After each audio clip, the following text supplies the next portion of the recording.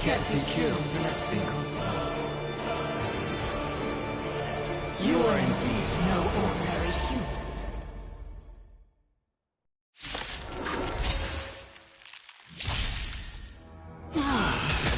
How annoying. Children of humanity, don't waver now. Let's just destroy them. One by one.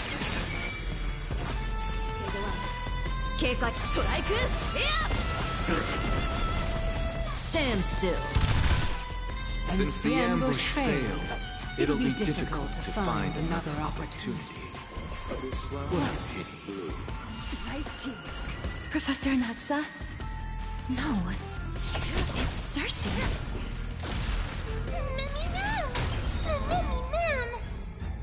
Good times never last. Time to say bye. Boom.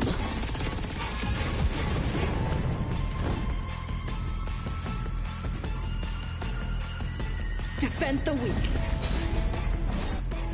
戦闘ですね。指示を。はっ。All but one day die. Return to the great dream. Lance ablaze. Burning lance. Forward. Relax.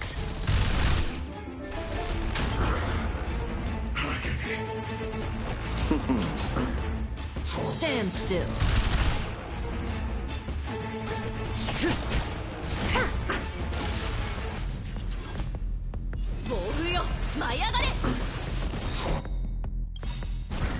Relax. この明かりは星の希望。地を照らす命の証。見るがいい。エクスカリバー!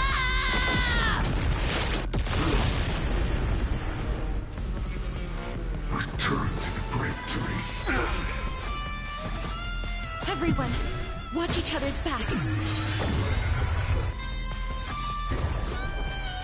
Receive divinity. That which is seized must be repaid. The dead will return!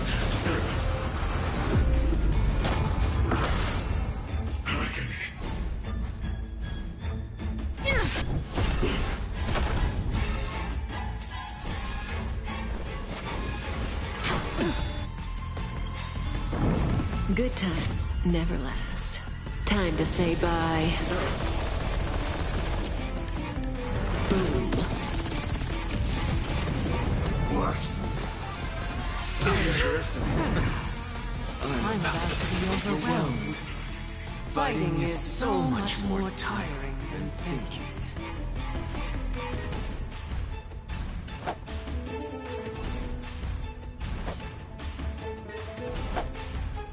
Abyss flower, bloom. 治療感謝します。我が金聖剣解放 Stand still.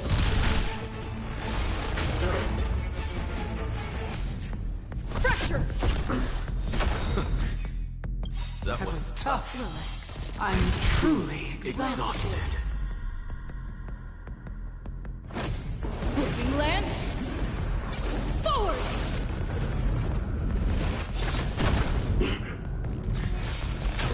No! Look out, everyone!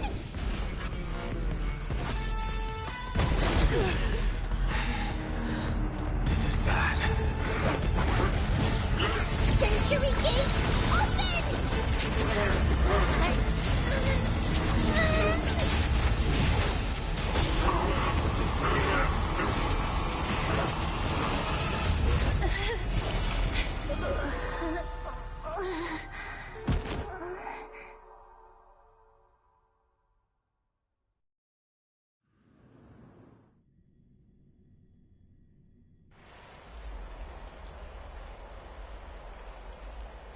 Phew. That was a close call. Thank goodness that we returned to Akama unharmed.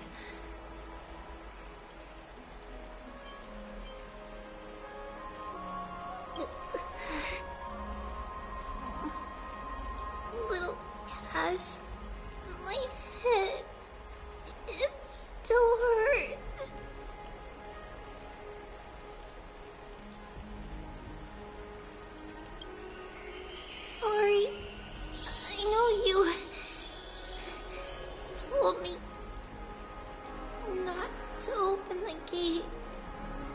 Please don't blame yourself, Lady Trianne. If it weren't for you, we would have already met our end at the Grove. I feel awful. I need to go back to get some rest. Lady Trianne, you haven't been well since you woke up. Are you sure you can make it back on your own? All this noise and commotion. Akuma hasn't changed a bit, has it? Are you... Professor Anaxa? There's no need for doubt. The Titan no longer speaks. It is I, Anaxagoras of the New Sporists. Indeed. You are the only one who would refer to yourself like that. Professor, let me be frank. The mission Lady Aglaya entrusted us is to search for survivors, uncover the truth about the disaster at the Grove, and retrieve the core flame of Circes. That does not surprise me. And now, I'm a survivor who witnessed the entirety of the disaster, as well as the defenseless bearer of a core flame. Are you going to bring me to Aglaya to fulfill your duty? That is indeed my duty, but I prefer not to present you to her as a captive or spoil of battle. Fine.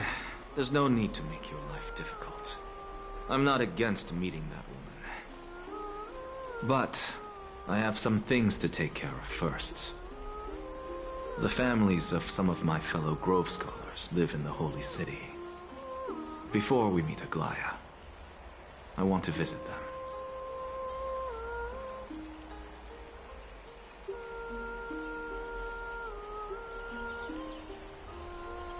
Because Lady Aglaya will probably be against it. Let me guess. That woman will not only prevent me from visiting the families of the deceased, but will also suppress any information about the Grove. She's always been that cold-hearted. My fellows at the Grove gave their lives defending the core flame and fighting the Black Tide alongside me. Their families deserve to know the truth. You intend to do it without her knowledge? Do you really think that woman would treat me well, even if I behaved and proved my loyalty? I wouldn't mind seeing a bit more anger on her face. Are you going to stop me, Castorus?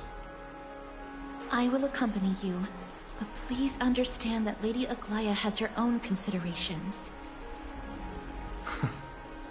You truly have the makings of a fine scholar, putting yourself in other people's shoes like that. Let's go. I won't go overboard.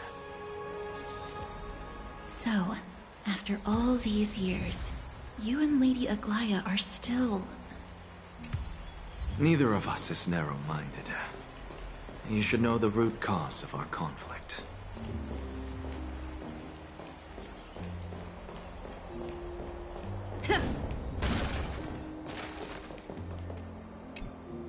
Hello. And you are? Hello. If I'm not mistaken, you are Kallinicus' wife, right? Yes. Oh, are you a messenger? No wonder I haven't heard any news for so long. There's been a change in personnel, hasn't there? Ma'am. Kallinicus passed away a few days ago, defending the Grove against the Black Tide.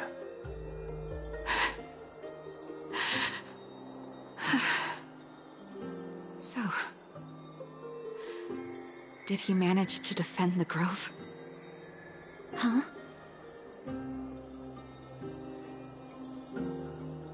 Yes. He managed to protect Circe's core flame, at the cost of his life. I see.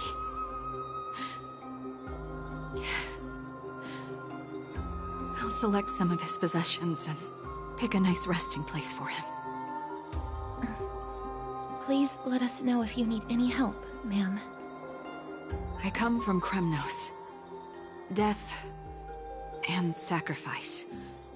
are things I've learned to face with composure. You know, Callinicus, even though he was a scholar, he'd always ask me to teach him how to fight whenever he came back. Isn't it funny that a Chrysos heir like him wants to learn from an ordinary person like me? I've been prepared for this for a long time. In times like these, any ordinary goodbye might just turn out to be a final farewell. I'm really sorry. There's nothing to be sorry for. I was once a warrior, and I'll find my way back to the battlefield someday. With the coming coronation of the new king of Premnos, I'll take up my lance against the creatures of the Black Tide, and seek vengeance for my husband.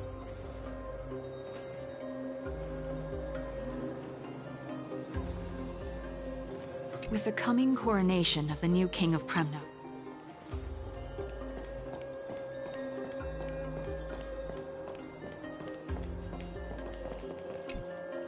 Oh, hello, young ones. Is there anything I can help you with? Are you the father of Keinani and Artakama? Ah, yes. Did my daughters cause trouble at school again? Alas, forgive this old brain of mine. Both of my daughters graduated long ago, and they are now scholars at the Grove. As I get older, memories from years past tend to blend together. What's the matter, young one? Why so quiet? Did my daughters really get into some trouble? If they refuse to apologize, just let me know. Their old dad can still talk some sense into them. What should we do? I really can't tell him.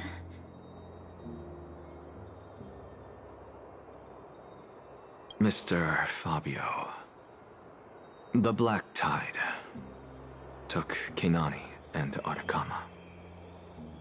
What? They fought until their last breath against the Black Tide to defend the Grove.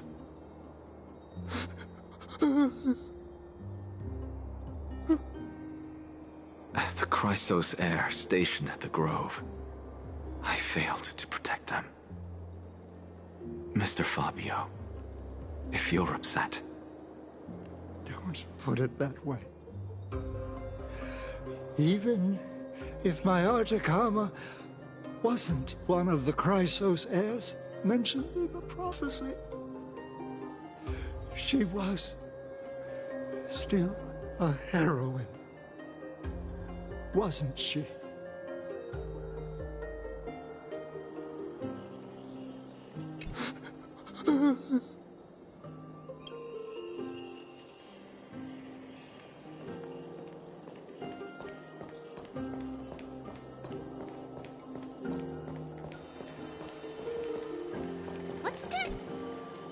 What's wrong? I'm busy.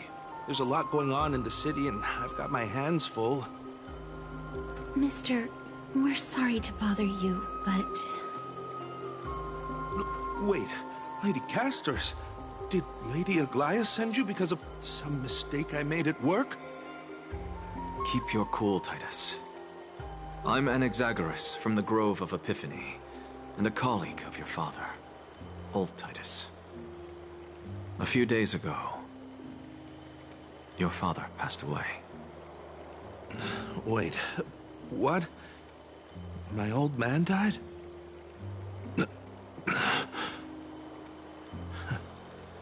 That's no shocker.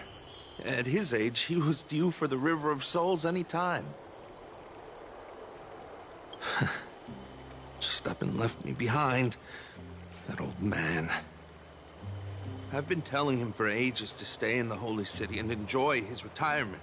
But no, he just had to go off to that grove and mess around with those scholars.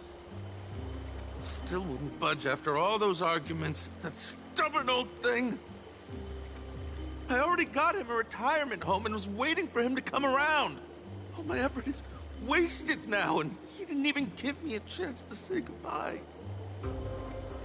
That bull-headed old man, stubborn as a mule.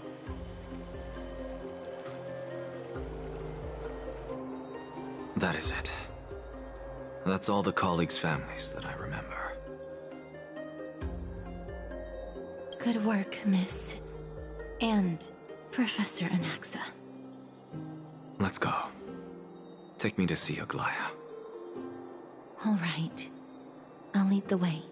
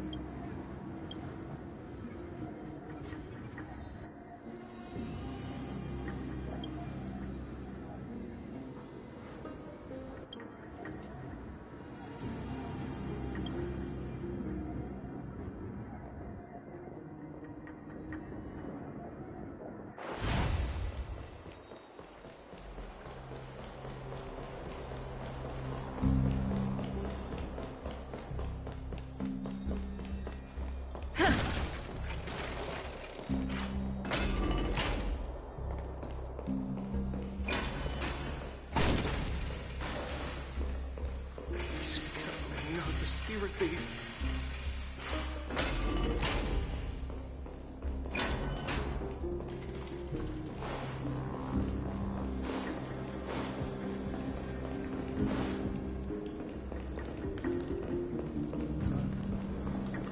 Let's go back for another soak.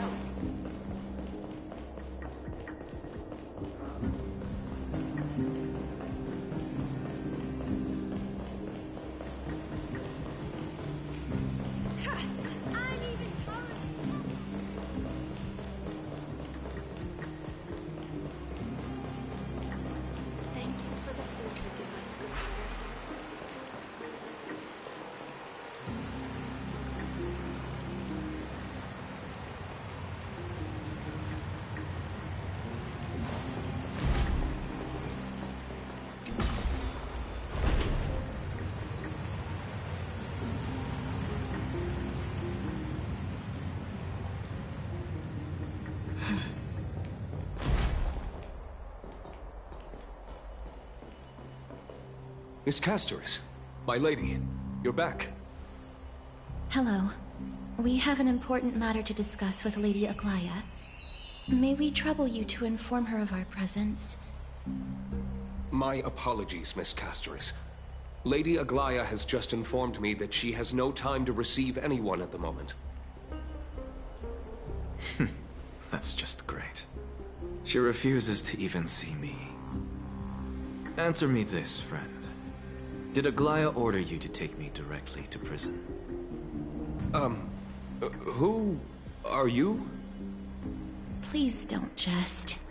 It's possible that she really is busy. Let's wait here a moment, and I'll try to contact her using the slate.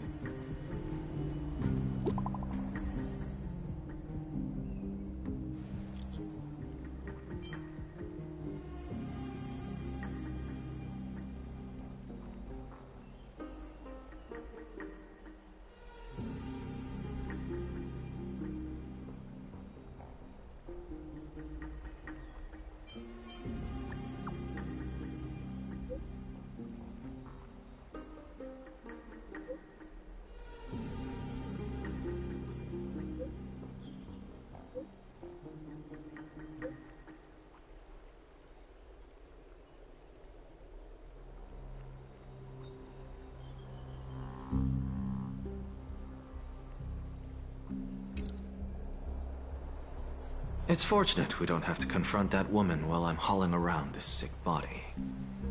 Castorus, and this friend I haven't gotten the chance to know, I'll take my leave for today. That Titan made a myriad of adjustments on their own.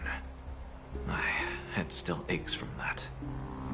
I don't want to stay a second longer in this noisy city if I can. Please be careful. Akuma isn't the Grove. This place is covered by her golden threads. I know. That woman is extremely confident I won't escape her grasp. Don't worry.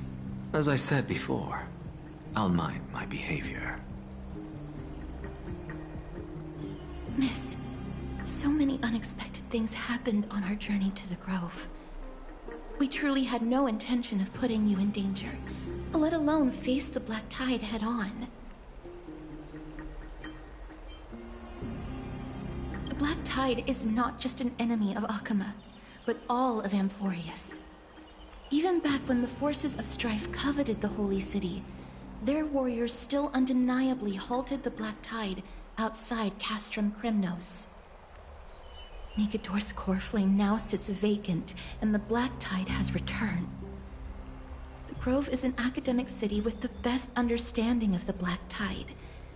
It shouldn't have fallen so easily, and yet it was taken overnight, leaving the city in blood and tears, haunted by the spirits of departed heroes. The trial of strife is imminent. I pray Mighty will be able to steel his resolve soon.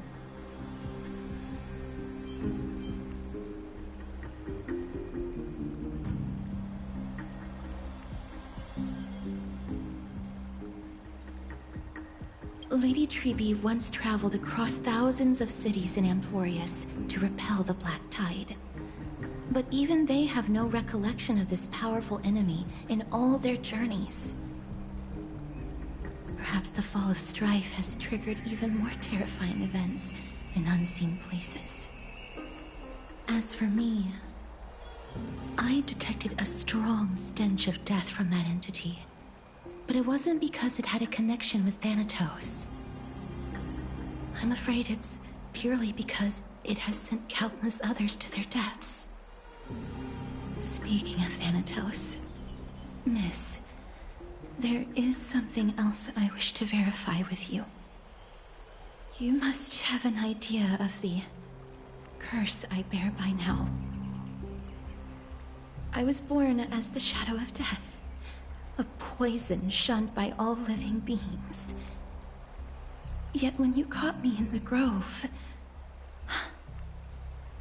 I'm curious why you weren't affected by my power, Miss.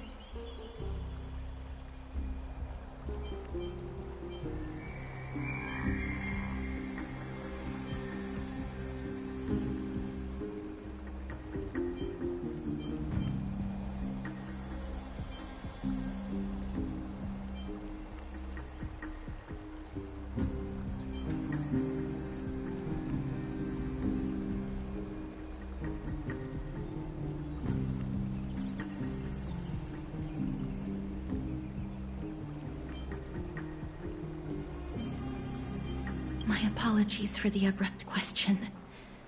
For all my life, I've always wondered, what is my connection to death? And why am I inextricably linked to Thanatos? Miss, you must be tired after being on the move these past few days. Please set aside the tragedy at the Grove for now, and rest for the day. Castorus is right. I should get some rest. Mem is probably exhausted too. She hasn't made a peep. I wonder how Dan Heng has been holding up these past few days. Miss, you... My apologies, Miss Castorus.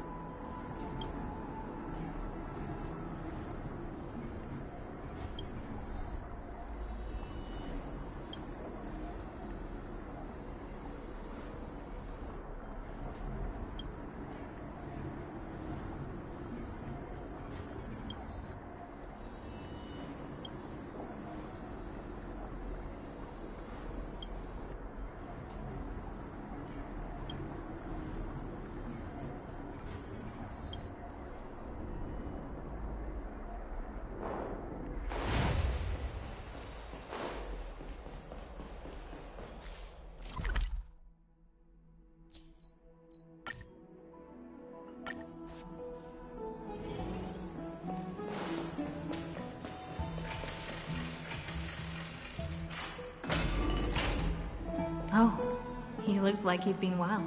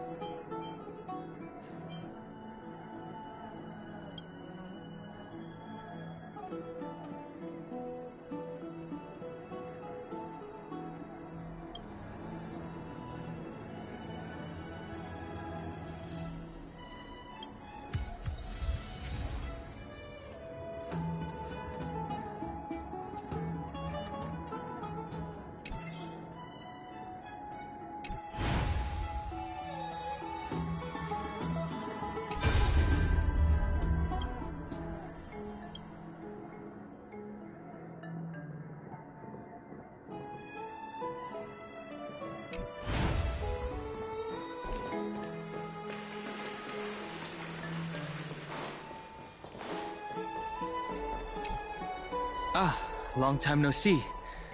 I've heard about what happened from Finan. You've been through a lot.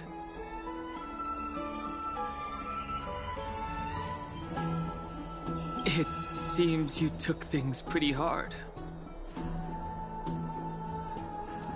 I was organizing logs. I also asked Hyacinth for some research material from the Grove. I discovered something interesting. Do you remember that Emphorius' sky was sealed away by a Titan?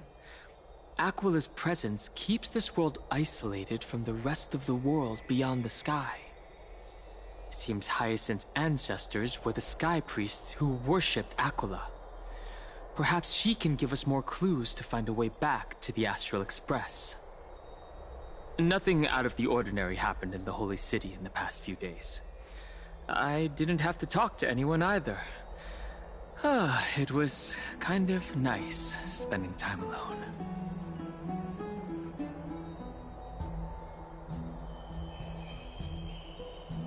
I'm afraid you'd probably find the task of organizing just as awful. You look tired. You should get some sleep before we set off tomorrow. Oh, by the way, I heard some rumors. If you're going to wander around, I suggest avoiding the hot bath.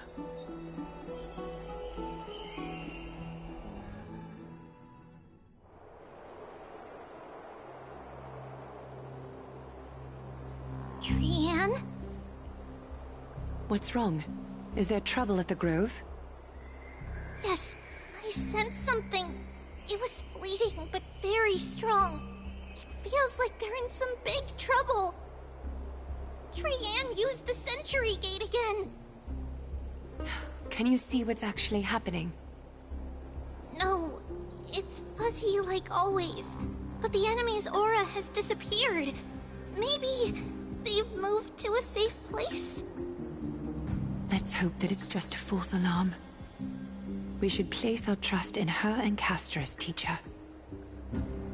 They will keep Trian safe.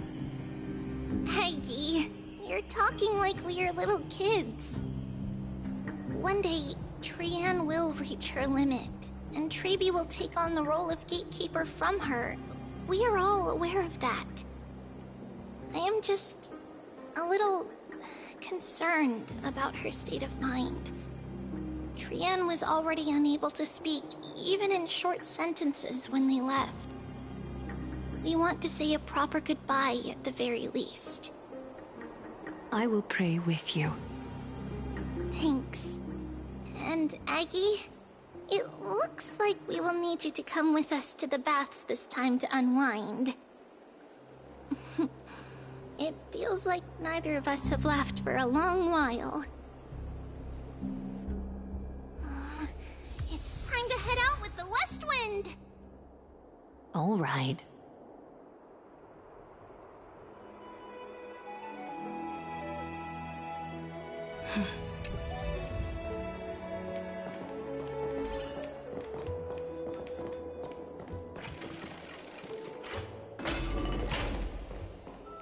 Here's really hot and heavy. Has it always been like this?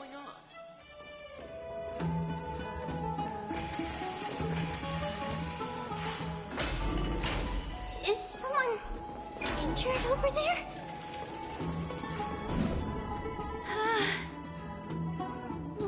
What happened here? Watch out! Watch out for the Kremnoan! Kremnoan?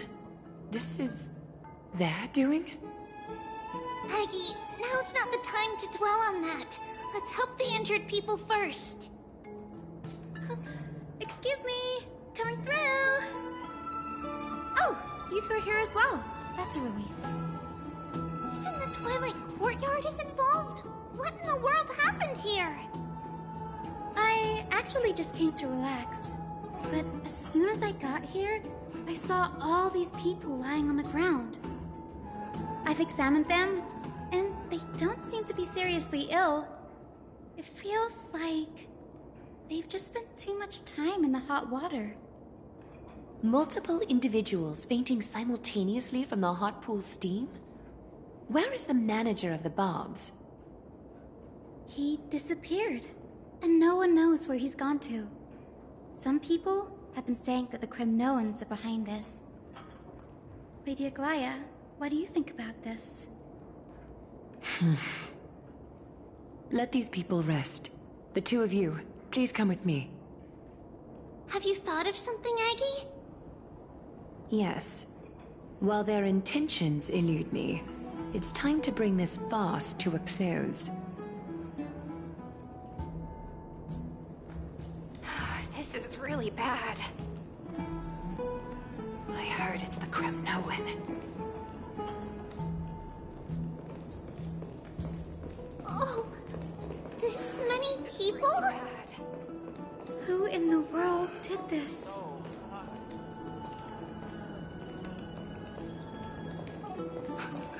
This is all you can do, huh? Pitiable deliverer.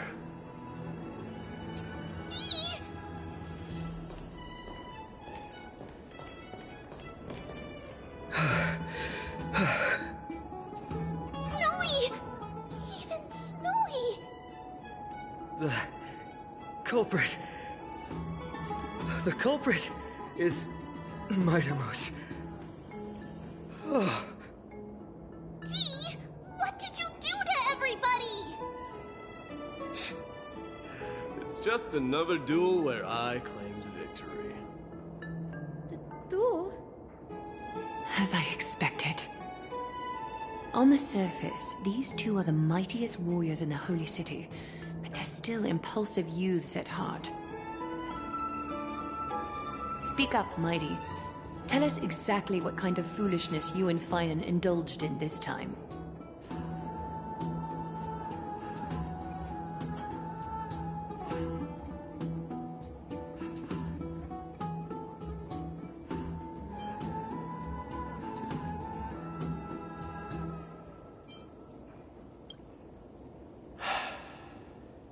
No, none of those sound right.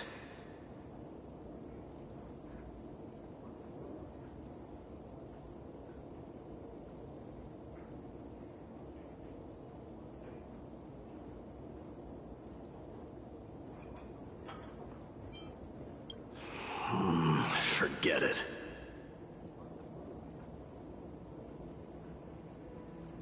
Am I seeing things? Is the magnificent deliverer finally deigning to step outside?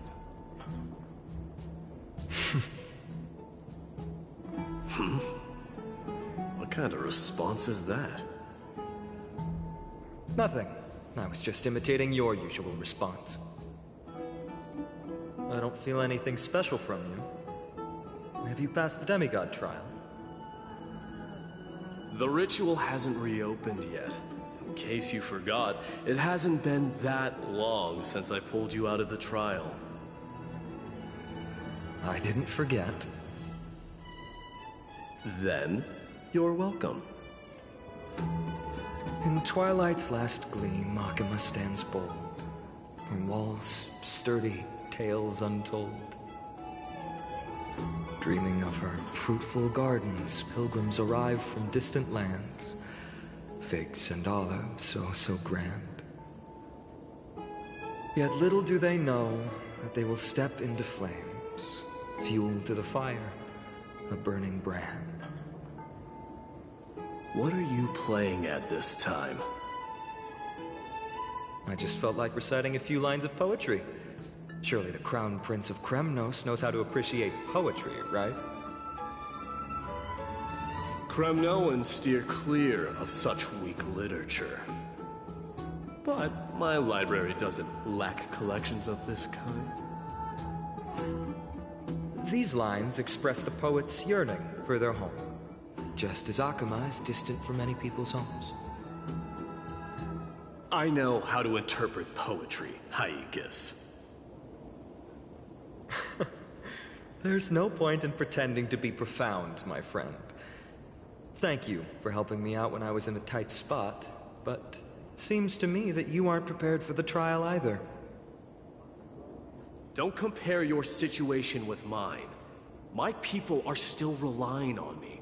I can't ascend to godhood on my own without first resolving their issues. So, are you suggesting that you, the mighty Mightimos, and the heir to the throne of Kremnos, wish to defy tradition that has endured among your people for millennia? I'm still thinking about what I should do. Never mind. It's probably not my place to offer you counsel. An idea does strike me, though. Go ahead.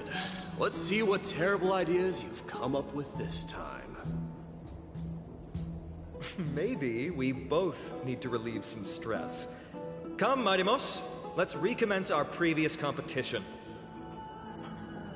This time, we'll see who can stay in the super hot bath for longer.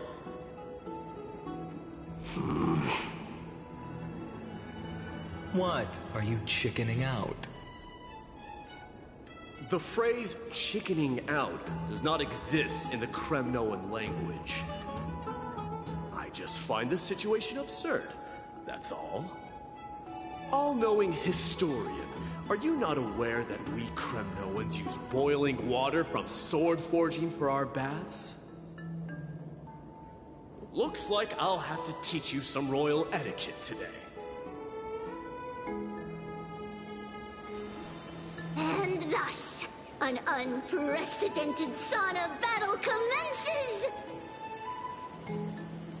With unparalleled resolve, the two warriors' determination even alters the very hue of the steam. Flames intertwine with scalding vapor, reaching toward the heavens, shrouding the sky in the sun. The spectacle is so magnificent that none dare gaze upon it directly.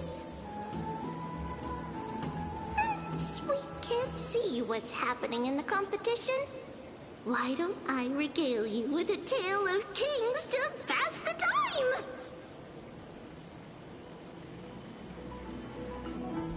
Do you recall the legend of the Gorgo lion mentioned by a certain veteran? The central figure, the main character, was not the sole sovereign of that land. An oryx stood as its formidable rival. Long before the dawn of Era Chrysia, the two beasts started their timeless battle on the plains of Tritos. The lion regarded the oryx as its food, while the oryx perceived the lion as a scornful, oppressive, and challenging barrier that it swore to topple with its antlers. For tens of thousands of years, without respite, the two creatures thus continued their relentless pursuit and rivalry.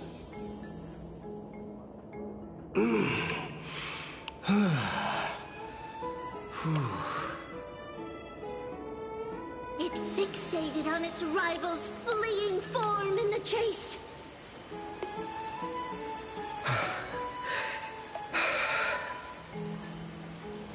It set its sights on the other's neck, nearly within reach.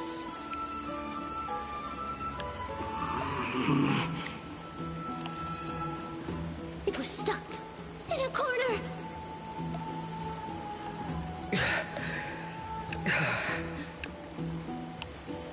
It had nowhere to escape! On the land of Amphorius, some lives meet their end at dusk, some at dawn, and yet others are fated to perish under the blistering sun at noon. And at last, the most scorching moment of the day descended upon them. The formidable hand of fate heeded their call and arrived! My lords, would you like me to reduce the temperature a little?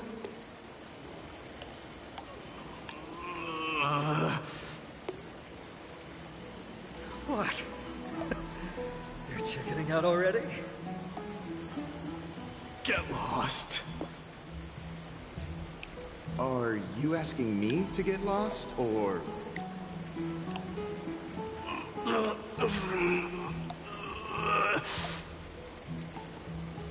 Do whatever you want. Oh, please forget my presumptuousness, my lords.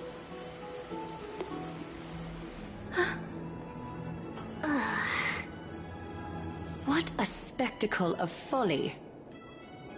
This is what you get for daring to challenge a Kremnoan without understanding your own place. What I'm saying is, your little game dragged down quite a few innocent souls alongside you.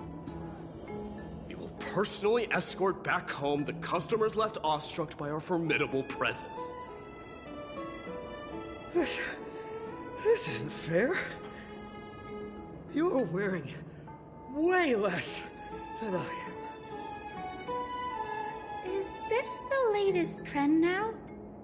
Getting into the baths while dressed in full armor? Don't look at me like that. It was he who challenged me. There is no word for flee in the Kremnoan language. Very well. Let us bring this farce to a close, shall we? Warriors, it is time to get moving.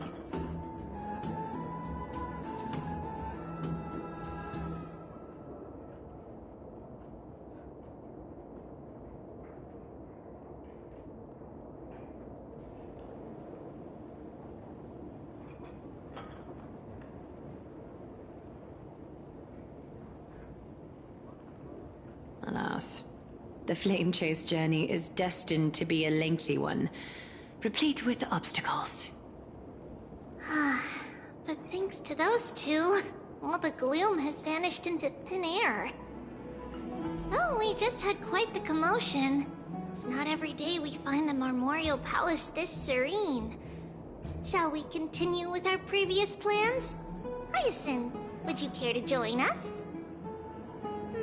Such an empty bath is indeed a rare sight. I was looking forward to unwinding after work. I'd be delighted to accept your invitation, Lady Treeby. How about we go to the biggest bath?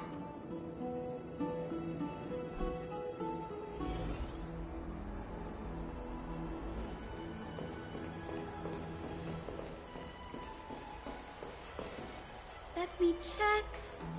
The water temperature feels just perfect. So, how is the feeling of having the entire bath to yourselves? It's so good. But, Lady Treeby, aren't you going to soak in the bath with us? We will have to pass. After all, we've become children. Please understand that she can no longer endure the heat of this pool due to the blessings of Yanis. Oh. Are you curious about us, Hyacinth? I am, but something tells me that it might be better to change the topic. Don't get all nervous. It's not something we can't discuss. The truth is, a long, long time ago, we were a mature adult just like Aggie. Then, because of reasons, we inherited Yanis's divinity and gained the power of passage. And in return, the price we had to pay was the splitting of our soul. Each opening of the Century Gate intensifies the strain on Treeby and the others. They are gradually regressing towards infancy, both in body and mind. We don't know what awaits us at the end either, but anyway, that's why we've turned into children. In that case, when you opened that giant sentry gate above Akuma during the battle against Nikador... Well, there's no way around it. We all know that the flame chase journey won't be a smooth ride. Maybe we can find a way to fix it. The primary research focus of Noosporists is the soul. We explore its depletion and methods to restore dispersed souls. As long as research continues, there might be a breakthrough that can help. We will do everything we can. So your first reaction is in fact denial. You're indeed an Access student. I look forward to your good news, Hyacinth. Now there's another reason to look forward to tomorrow.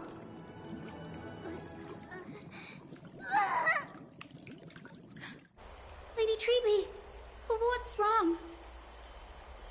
Something's off. It's that strong feeling again. Is it Trian? Wait, no. It's not Trian this time. It's Trinan. Trinan is in danger.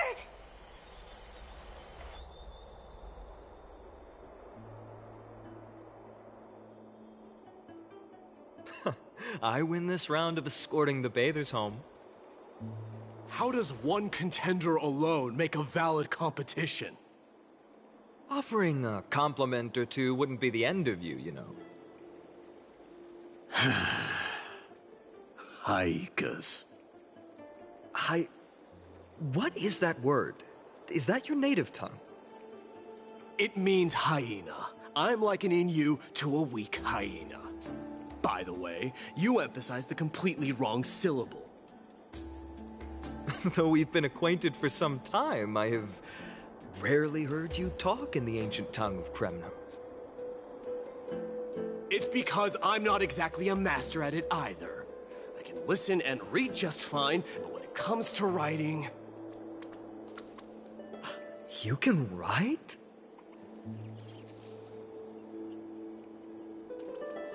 You speak as if you don't have a brain. That was in jest. I understand. After all, you spent all your childhood wandering far from home. Worry about yourself first, Deliverer. You also never mention your hometown, apart from when you need to introduce yourself. Well, it's because there isn't much to say. Ides Elysiae is simply a tiny village that disappeared many years ago in the flames of war. The only times I get to see it are in my dreams, and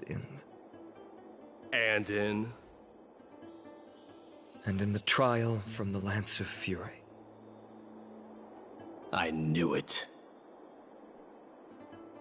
Yes, I saw it all. Ides Elysiae ablaze with everyone. My family, friends, and my kin, lying in a sea of flames.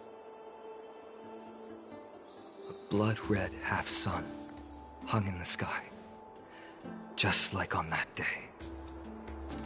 And before my eyes, that murderer killed Cyrene. But I saw its form this time. A black cloak, an eerie mask, and a broken giant sword that carried an ominous aura. I fought it in the trial. But even though I've been fighting, improving, and resolutely getting stronger all this time, I still couldn't defeat it. You were blinded by hatred, and almost lost yourself in that trial. That's right. And that's why I am truly thankful to you, Mightymouse. You finally picked up some manners. Better late than never. Then what about you, Mighty? What did you see in that trial? What do you fear? There is no word for fear in the Kremnoan language. I'm getting the feeling that your language has no words at all. But to answer your question, I saw Akuma in the trial. As well as... my old comrades. Hephaestion. Perdiccas. Ionius. Ptolemy. And Possesta. Ever since I returned from the Sea of Souls, these 5 have been by my side. We faced life and death together during our days in exile. Those 10 years were arduous, yet filled with moments worth treasuring. Each night, we would gather by the campfire, savoring honey brews and singing our hearts out. The wind in the wilds of Amphorius smelled like rust. Hephaestion would always tease me about adding goat milk to the honey brew, claiming I ruined the blood-red color of the drink. He had a scrawny figure, but was a relentless force on the battlefield, dispatching foes without so much as a blink. Perdiccas was an expert in concocting medicines, delving into all those strange folk remedies. Leonius was a swift runner, and our most reliable messenger. Ptolemy was a real bookworm, always spouting off in chapters and verses. When we left Kremnos, he made off with a stack of ancient tomes from the Grand Library. Not like it mattered, as my family owns the library. And then there was Possesta. He was the silent type, but a truly masterful musician. This is the first time I've heard you mention these 5, and their names. They died on the battlefield before the Kremnoan detachment managed to join Akuma. Perdiccas was the first to go. He was shot in the stomach by a poisonous arrow from the people of Laodon in the 2nd month of cultivation. In the end, his remedies mended all but himself. Mightymouse, do not mourn. I have achieved honor by bestowing a noble death upon the enemy. Leonius died in the 5th winter. Idonia's snowstorm lasted 3 full months. On the night of the fiercest storm, our foes launched their assault. Idonia. Is that the city Castorus used to live in? Yes. Those zealots were as fearless as Kremnoans in the face of death, but they lacked respect for honor. They cornered us in a bottomless swamp. Leonius covered for our retreat. They cut his legs off. He vanished into the mire of a foreign land, his body never to be recovered. This is perfect. Mightymouse, I can finally deliver the news of you ascending the throne to the Netherrealm. 20 dusks later, we finally breached the walls of Idonia and entertained the tyrant's plea for peace. However, the rebels refused to surrender and set up an ambush within the city. Ptolemy and his cavalry met their end before they could even relish our triumph. Those obelisks that collapsed after being set on fire became their final resting place. Mightymouse, please, tell tell my family. It was not cunning schemes that vanquished Ptolemy, but the immense weight of Amphorius's entire history. Then, it was Pacesta. You lured the enemies into the city of Aeneonis with his melodies, buying us invaluable time. Our enemies, consumed by indignation when they discovered the trick, set the entire city and my soldiers on fire. His final words were recorded on a small clay tablet, fractured by the flames. Mightymost, don the crown.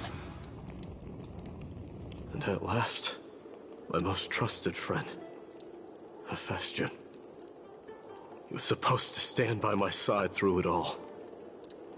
But a sudden relapse of his illness hit him on the eve of my duel against my father. He hid his condition from me. By the time I returned victorious, he had but a breath left in him. A Kremnoan dying on a sickbed.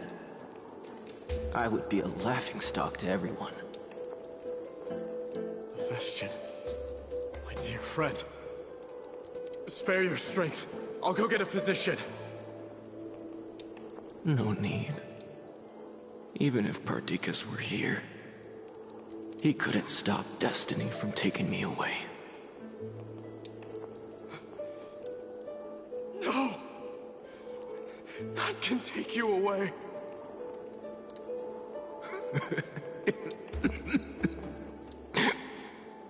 Mightymost, our king, do not shed tears for me. It's not befitting of your status. Farewell, my dear friend. You must lead us back home.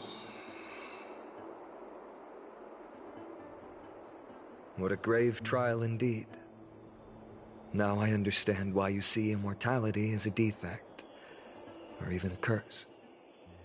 My father threw me into the sea of souls to break the wheel of karma. But little did he realize it would grant me an immortal body and summon a fated revenge on his head. Following his demise, I considered leading my people back to our homeland. Kremnos had already turned it into a wasteland. Only darkness and insanity thrived there. Against the dissent of many, Crateros included, I made the Kremnoan detachment stay in Akama. But I know that their glory will never be doused out. The instant of strife shall inevitably arrive. If you take over Nikador, then you must begin the journey back to your homeland. So, you hesitate because you think leaving your people in the Holy City is a better choice? I don't know. But I have never been crowned. Those 5 were never endowed with any titles. None is aware of their glory. Your predicament is truly complicated. I don't know how I can give you any useful advice. Maybe you could seek counsel from more peoples, such as the Grand Craftsman. Cartonis' peoples seem to have been through comparable dilemmas. And that teacher of yours, Crateros? Dee, we've got a big problem! Big problem! Lady Tribby, what's making you so flustered? Hurry up and go save Trinan! She got abducted by Crateros!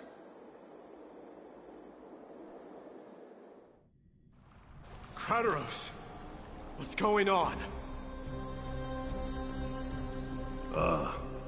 Mightymost. It seems I was the one who exposed my vulnerabilities first.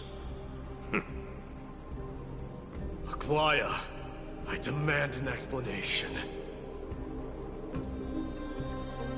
This man abducted Trinan by force, and forced her to bring him to the Vortex of Genesis. He then brazenly stepped into the trial of the Lance of Fury, and naturally failed. Is she telling the truth? Why did you do that? Because I don't want to wait anymore. Your hesitation made me desperate. If you want to run away from your destiny to become king, then keep running. Someone will eventually stand up and fill in the gap left by strife. Then they will lead our people home. Age has blinded you, teacher. Can't you see that I'm hesitating because of this very recklessness seared into your blood? Krateros, do you truly believe you're worthy of entering the trial? To blaspheme against the prophecy? Does the mission we Chrysos heirs bear seem like child's play to you? Do you know how the Kremnoans see you, Aglaya? You're a hypocrite and a megalomaniac. The prophecy of Genesis and the Flame Chase journey are just excuses for you to seize power. Silence, Krateros. Do you even know what you're saying? Are you defending this woman, Mighty Mos? How many wars did people start because of her and her so-called prophecy?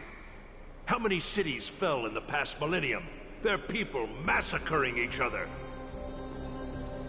Even if this so-called Genesis really exists, will there be a place for the Kremnoans in that new world?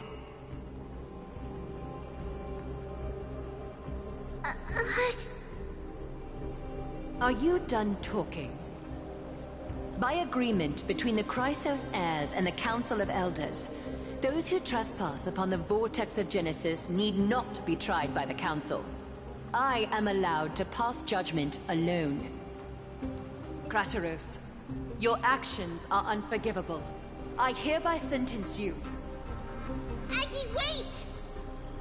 We have a proposal! Someone has to resolve this conflict between the cities.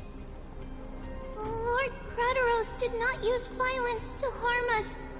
We can sense that his anxiety stems from his concern for his people's future. Please, Aglaya, hear us out first. I'm listening. I'm sorry, Lord Krateros. We were so preoccupied with deciphering the fragments of prophecy that we neglected those of you not favored by its message. Your accusations were harsh, but justified. We wish to earn your trust, and those of the Kremnoans. I think the best way to do that is to take you to witness the source of the prophecy for yourself. How are you going to show me something that has no form? You've heard about that Outlander, right? She has somehow made a connection with Orynyx and can completely replicate scenes from the past. We will ask for her aid. Tomorrow, at the Abyss of Fate in the Temple of Yanisopolis, we will show you everything from that distant memory, Krateros. A fair proposal. I accept. Until then, you will be stripped of your freedom. That is my one condition, and I will brook no argument. It is not the first time I've been made someone else's prisoner. Do as you please, demigod. Teacher, why did you do this? Forgive me, young master. But I just cannot wait any longer. Ever since your father died, our people and I have been waiting for a day to revive Kremnos. We placed all of our hopes in you, but never received an answer. This obsession for returning home has become a sickness for our people. Wise as you are, I refuse to believe that you can't see the truth. You have a clear head, which is why you're also incomparably alone. A smart person can only choose to tangle himself with the mundane of this world. If you're truly capable of leading our people beyond this blood-stained fate, then prove it to me once more, Mighty Mos. Just as you did back then.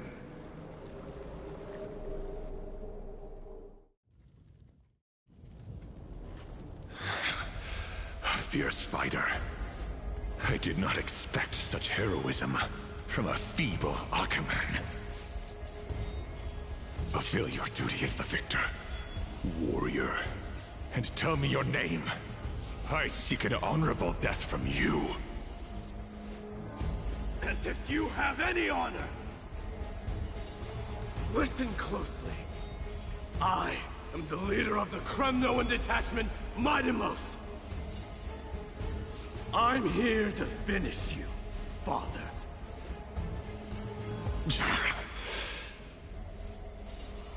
It's you. The beast spurned by all. So you did defy death. The prophecy was true. You will bring an end to my Kremnoan dynasty. Defy? You're wrong.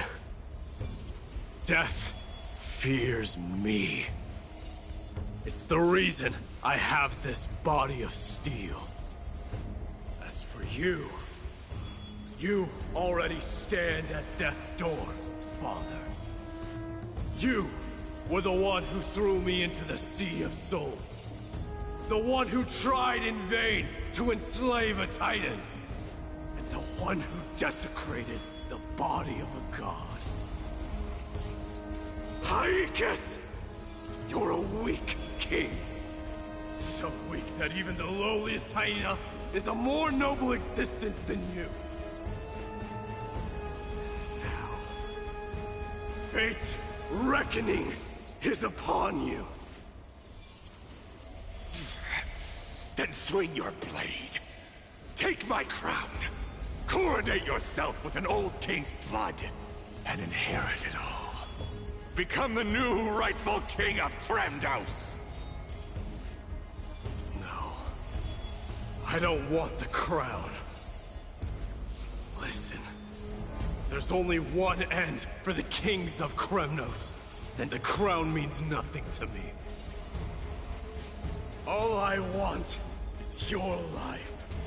To avenge Mother and my comrades. But the walls of Kremnos won't fall with me. Do you truly think you can escape fate's grasp, my son? You and I, we're both the same. We feast on strife and fear. Now kill me!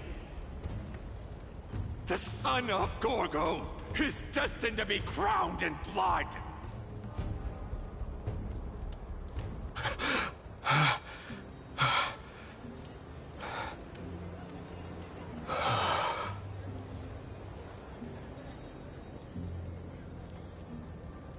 Kratos.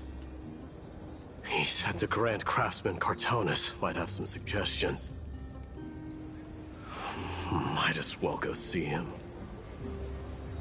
Grand Craftsman, how have you been? King of Kremnos it is. That you would come, I knew. You knew I was coming? Your matters, I've heard. The path forward you seek. Many questions you have.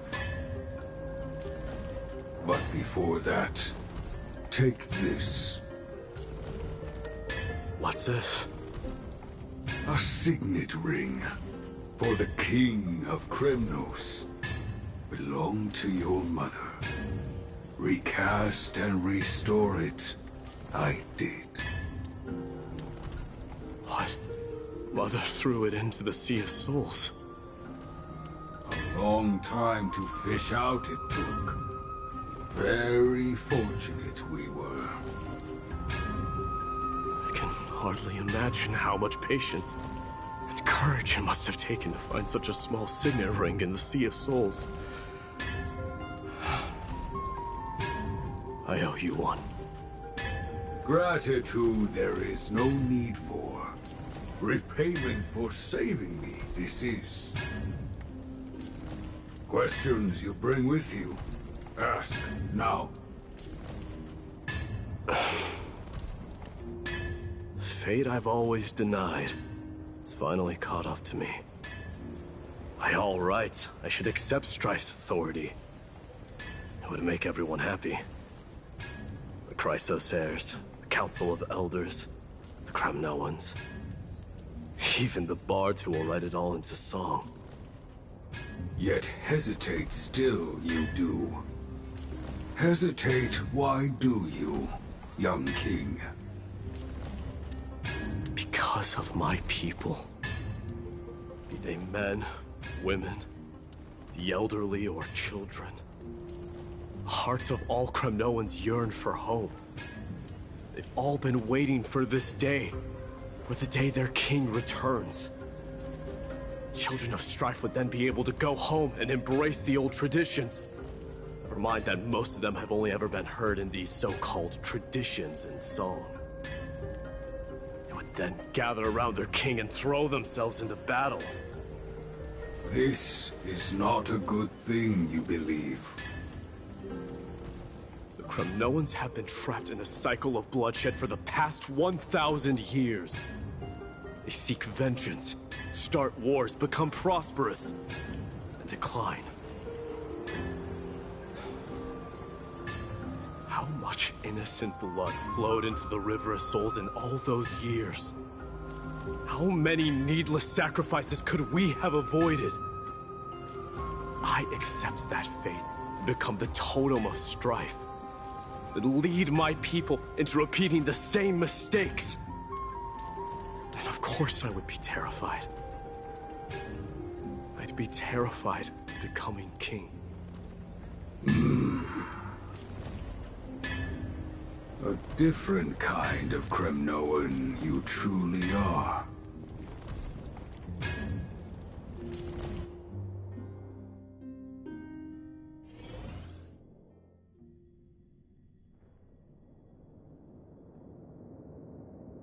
Mama, I had a dream last night. Oh. Now what did you dream about, my darling Trebios? I had a dream that I turned into many me's. Then we made the moon into a ship and made the stars into our sails. Then we floated on the ocean and let the wind blow us in any direction it wanted. Well, that sounds like a lovely dream. Yeah! The ocean and the sky were really, really dark. But there were so many of me that I wasn't scared at all, because we'd all sing together. The ocean wind blew us onto an island where the wind tasted like flowers. There were bleating sheep and chirping birds inviting us to be their guests. There were so many animals on the island, but none of them ever fought. Giannis's holy maidens can receive guidance from the God of Passages.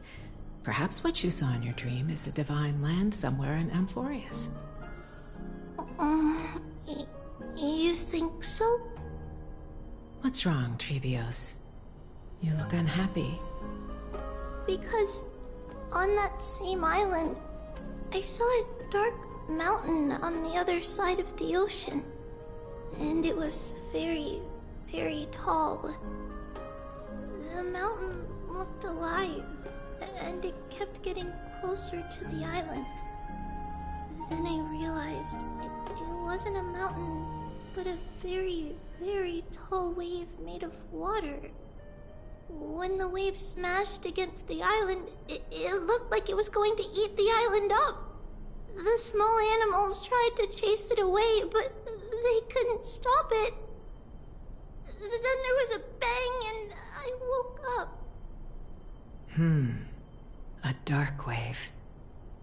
Mama, does something that scary exist in real life? Yes. Unfortunately, it does exist in Amphorius, but it's very far away from our temple. We call it the Black Tide, though it has nothing to do with water.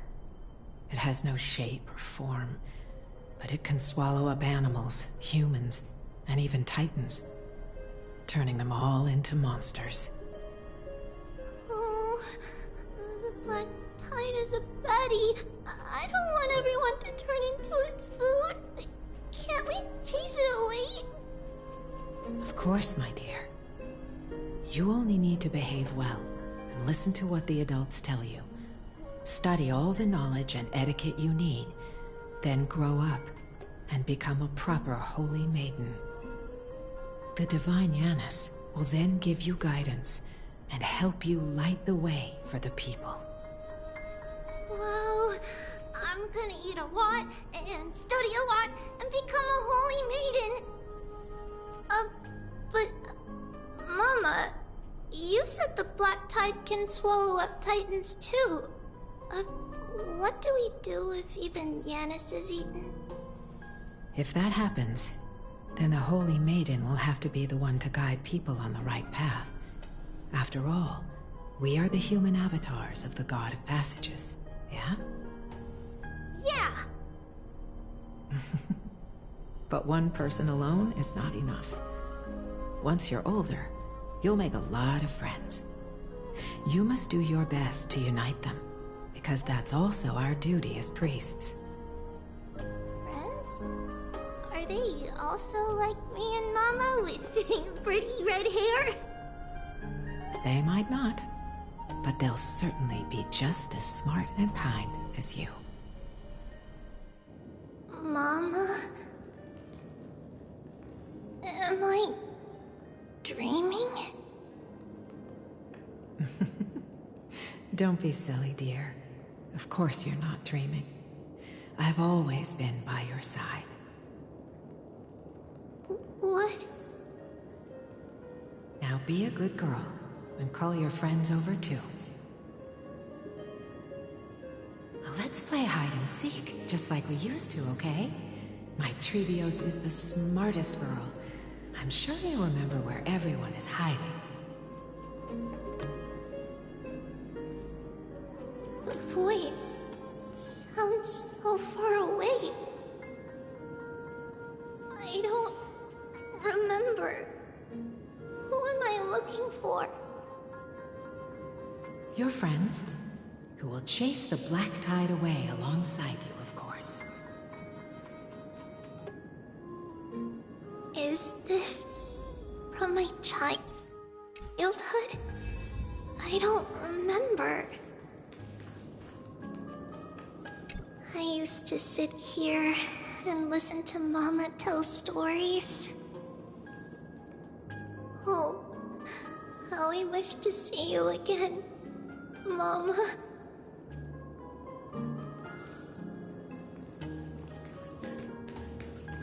Am I dreaming?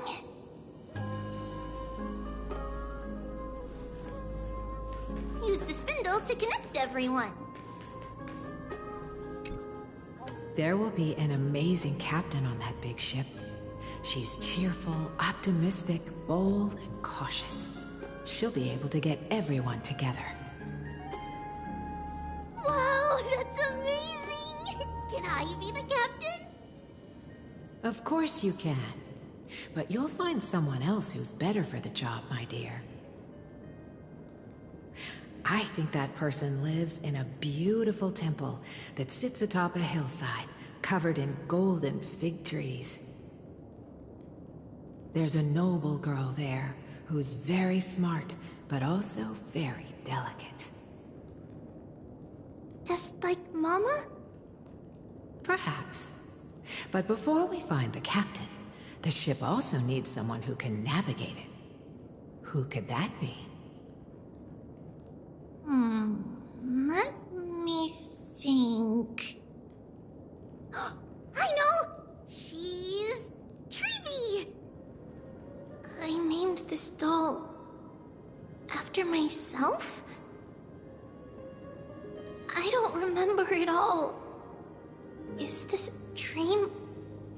Or something that happened in the past?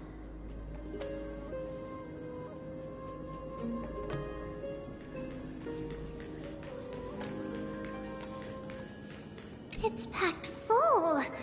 Mama must have left all of these for me. All the words are blurred out. Could it be that my memory is fading? Bad chest! You can't lock me away! Huh? Why is this doll inside a chest? It's holding a sword. Why? Many years later, many brave warriors will board this ship. They're skilled combatants who fear no danger. Ooh, I can learn how to fight too and protect everybody! Silly girl. You're Yanisopoulos' holy maiden. It's not your duty to fight. There will be many others to protect you. Alright. Then where will they come from? I believe one warrior hails from a lovely village where bulrushes flourish, while another comes from a magnificent royal city. Though each has their own troubles, both are ready to lend their strength for the ship's long voyage. In that case, let Trian fight by their side. This way, they'll always stay on course. How could I have known the name Trian back then? Was it just a coincidence, or...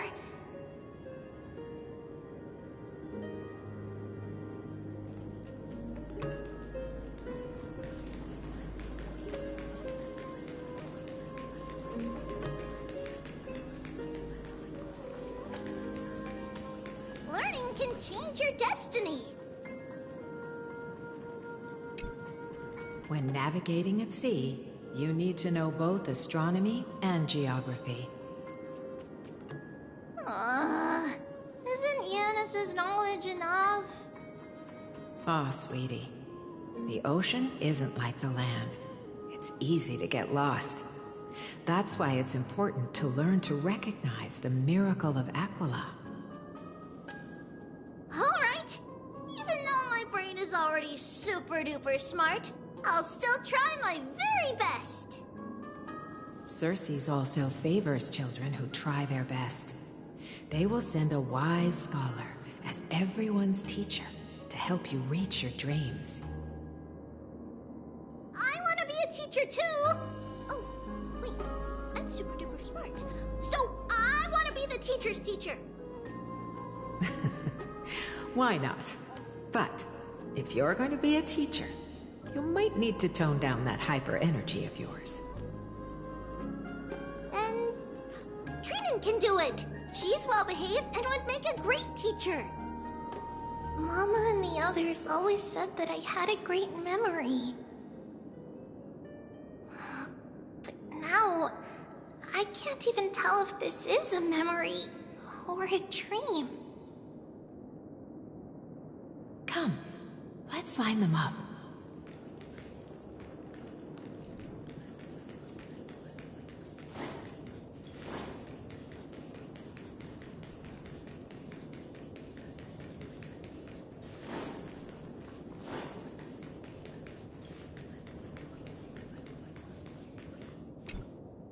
Now, Trebios, set them on this music box and let them compose a melody for our song. Music box? What's that?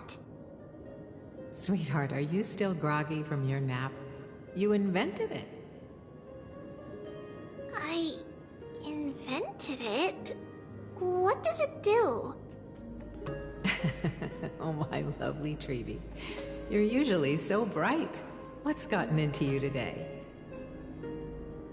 Well, you might as well see for yourself. Put your good friends on it and see the wonders it can do.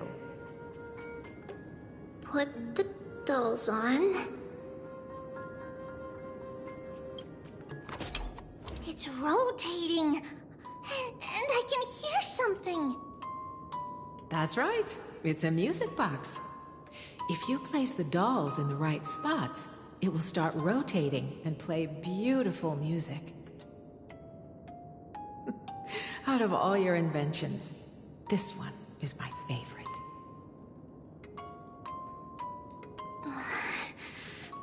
I don't remember. It's all right, my child. I'll sing along to the tune, and it will help jog your memories.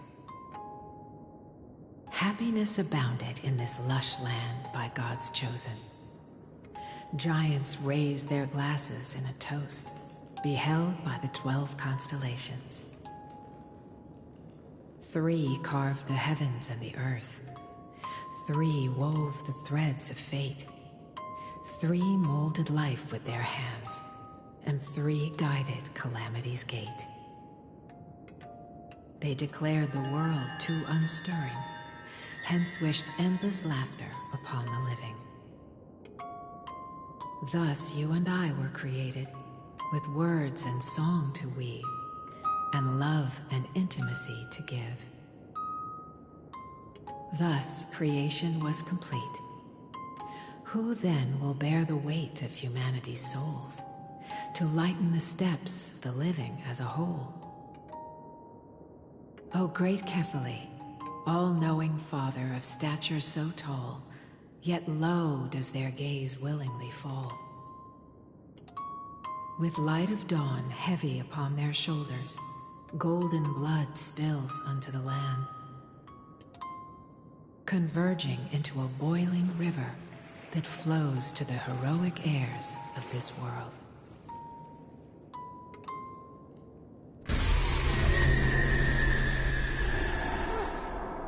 What's going on? Oh yes, please lend me your ears. In black mist, as death and fate draw close. On the bloodied earth, the living and dead, but ghosts. What is this world? It mirrors your maze-like fate. What is this world? A silent lament without a trace. What is the past? Wandering ghosts that linger. What is the future? Souls scattered by fate's finger. What is the start? A voyage born in solitude. What is the end? The spirit, lonely and subdued. Lonely and subdued. And subdued. And subdued. Subdued. Subdued. Subdued. Subdued. Subdued.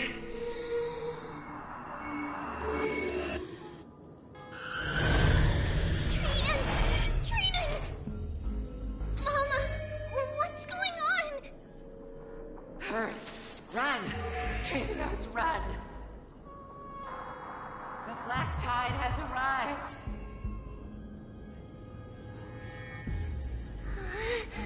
Where can I go?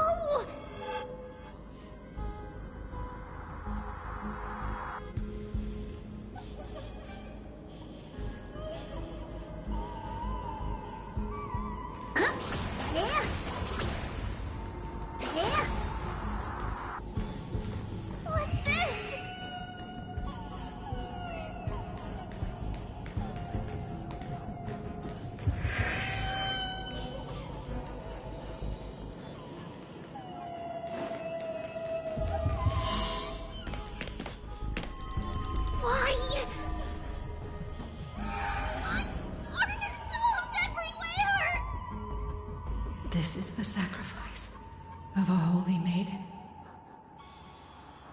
You won't make it to the top.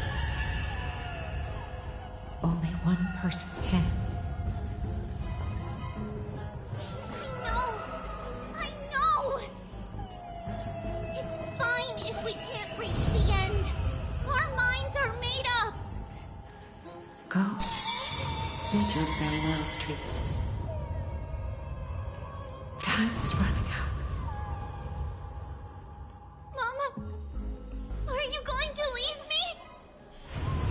My sweet girl, will never leave you. But remember this, Trevios.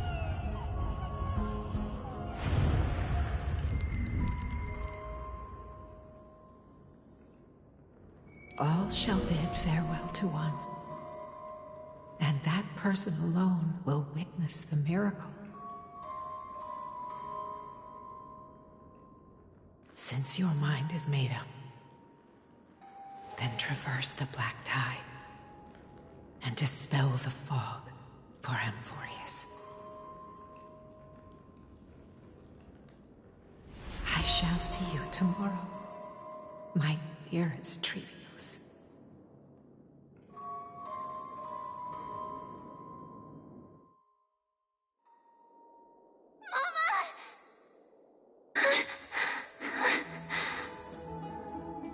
Are we still in a dream?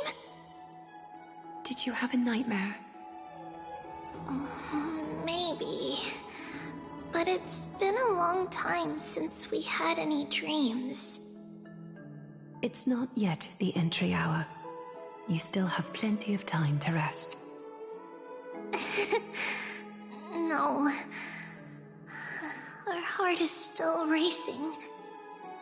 It must be that reckless Kremnoan soldier who startled Trinan. And you as well. If you want, I can pass through his chest with the golden thread right now.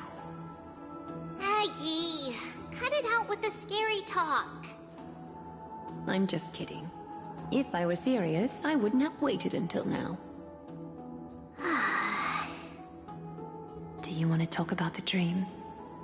Keeping it bottled up is not good for your health. We had a dream about Mama. The dream itself was nothing. It's just the timing that feels a bit unsettling. You mean... It's Trian. Even if we refrain from ever using the power of the Century Gate again, her soul continues to slowly drift away from her body. There isn't much time left. Perhaps it wouldn't be such a bad idea to let her relinquish her role as the gatekeeper and live out her days as a carefree child. You have a point, Aggie, but our decision has already been made on that matter. I believe there's still another way. Souls will be spent until they dissolve into dust. Such is our fate. Once we had a whole and connected body. If that body were a tree, and its trunk and branches would share the same fate, decaying at the same pace. Now, we are fragmented into numerous selves. Despite the absence of a trunk, we are offered another possibility. We can choose how our branches will perish in a way that is most beneficial to the Flame Chase journey. Compared with saying farewell to one person, watching many fade away before me is even more sorrowful. But advancing is the destined end of Yanis's trial. There's no retreat in our path. Don't feel sad about saying goodbye to us. We've already agreed on this, right? It won't be long before I forget what sorrow tastes like.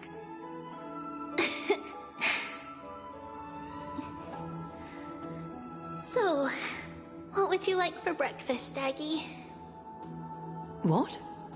Where did that come from? After all this talking, we are feeling a bit hungry. Plus, it's nearly the entry hour now. Do you remember when we first met, Aggie?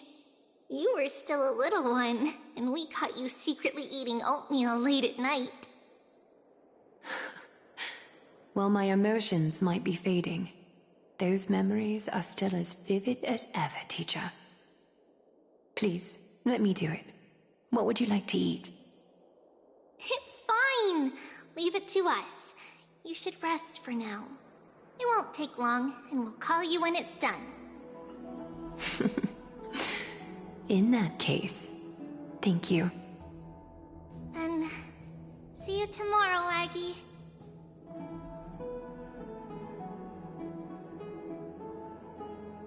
Nevertheless, that nightmare is ominous. Memories are slipping away, even the image of Mama. Just as expected, another trip must be made into the abyss of fate. Hopefully Orynyx will be willing to help us.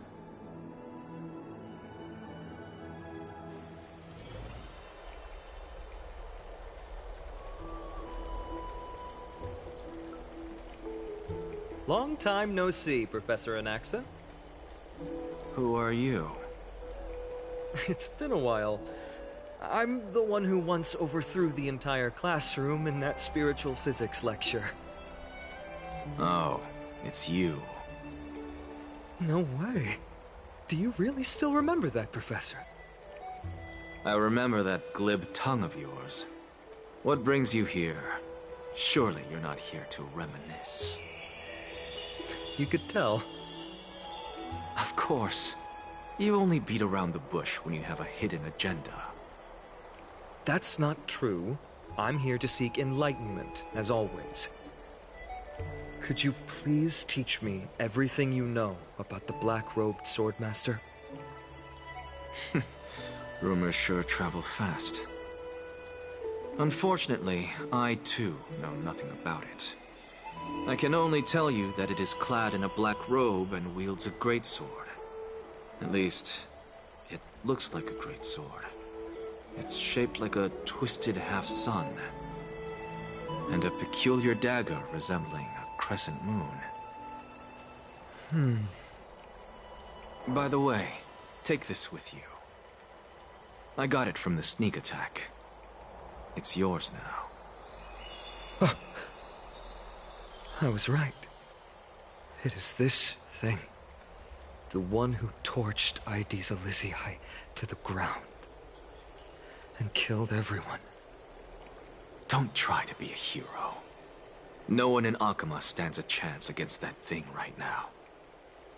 Is that what the Titan said as well? Not at first. But the god relented after having had a taste of its power. Even with the god possessing me, I couldn't fight against that blade. That incredible power doesn't seem to be granted by any Titan. Are you suggesting that it originates from beyond Amphorius? It's possible. Much like the Black Tide, no? Nonetheless, it's an enemy we must overcome. We? Drop the pipe dream, Phynon. No one wants to see you fall by their blade. Their mere presence will endanger the Holy City and the Flame Chase. You know that I don't believe. You don't believe in the so-called prophecy, I know. However, I'm here to seek your assistance, not at the request of Aglaya or Treeby. I just want to eliminate a threat to the city I pledged to protect. That's all. The tragedy at the Grove must never happen again. Take a seat. Since you are sincerely seeking enlightenment, I suppose I can tell you one more thing.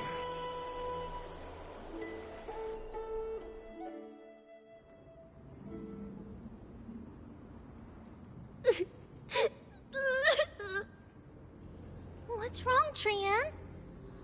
Nothing. Just remembering what happened at the Grove. Monster in the black cloak. So scary. Everyone in danger. Nightmare. I can't forget. Don't be scared. There are no bad guys here. Didn't you save everyone with the Century Gate, Trian? Trian threw it away. Far, far away. It's never coming back. We got back safe from the grove because of you, Trian. You're the reason the flame chase journey can continue. Sorry. Trian feels a bit dizzy. Why are we here again? For the same thing, of course. Remember? Tomorrow we will reveal the prophecies past to everyone. But first, we need to restore the memories that have been blurred by the fragmentation. We hope to present the full truth to everyone without hiding anything. Since Yanis caused the fragmentation, we can only turn to another Titan, Orynyx, for help. Also, remember to get breakfast ready for Aggie before the lucid hour tomorrow. Oh, yes! Trian remembers now! Oh, on that note, we had better prepare some saffron before we meet with the Titan. Saffron? Huh, it's an essential offering for rituals in the Temple of the Three Fates. You think we shouldn't go to Orynyx empty-handed? Yes, it's also a symbol of Yanisopolis. If we are to replicate memories, we need to use something that has experienced those days. And when we first met Aggie, we added that to the porridge we made for her, and she really loved it. I see! It's like killing 3 birds with 1 stone! But it all depends on whether Orynyx is willing to help us. This could be a problem. After all, it was us who took the core flame from Yanis, from Orynyx's kin. We will have to give it a try. If there's truly no other way... In our current state, we probably can't do anything to them. We'll cross that bridge when we get there. Leave it to Trian. Trian knows how to play cute. In any case, let's look for saffron first. I hope there's still some left in the temple, untouched by Nikador's soldiers. I remember that aged saffron is preserved in sealed jars. Let's be on the lookout as we go.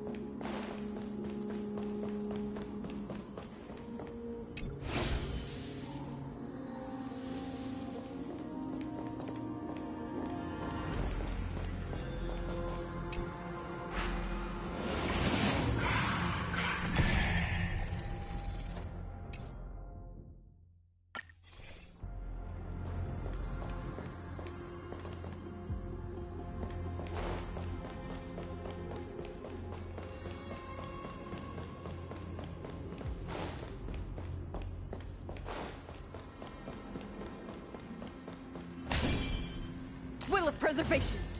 燃え立て、騎士の魂よ!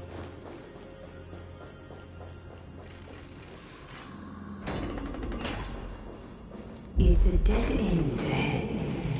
Turn back, teacher. What? Aggie? No, it's an illusion.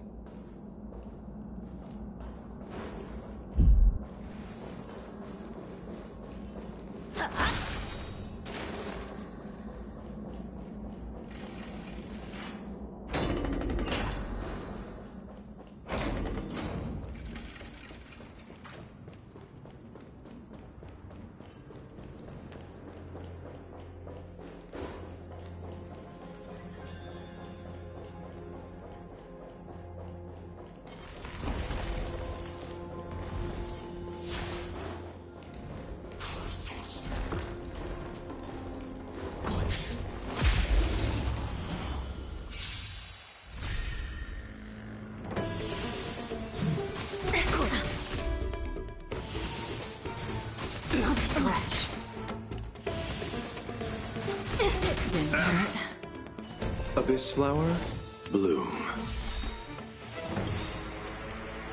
Eternal sleep is not the end. The dead will return! That which is seized must be repaid. Stand still. 我が剣よ、勝利へと導きストライク。Relax. 戦闘ですね。 Good times never last. Time to say bye. Boom.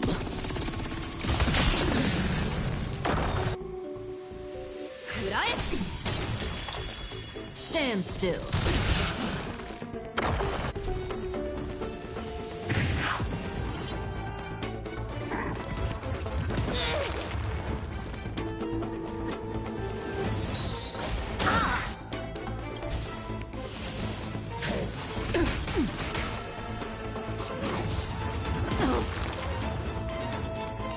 Allow me to see you off.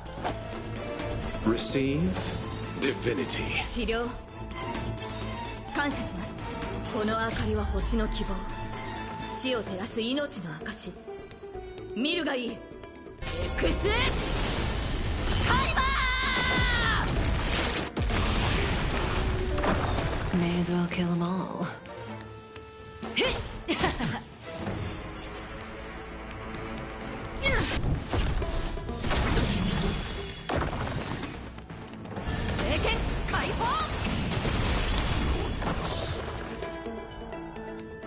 この勝利をあなたに、マスター。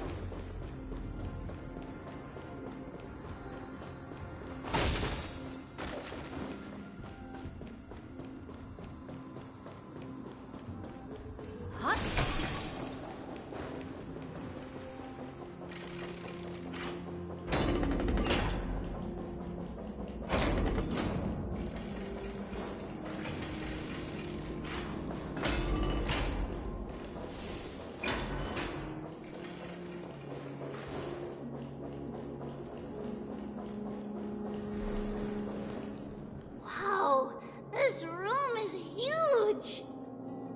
Trina, did you? Yeah, I saw it. Was that a warning from Orynyx? What are you two whispering about? Treeby? Trina? Trian can't even hear our own telecommunication. Well, never mind. Trian suddenly feels like this place is quite familiar. Oh, there's a whiff of safari in this room. It's right over there. Over here, follow Trian. Trian, slow down.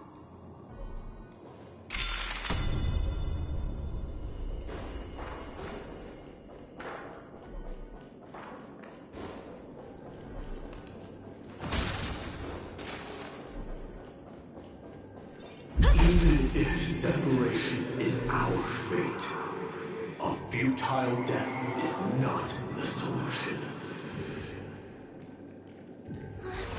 It appeared again.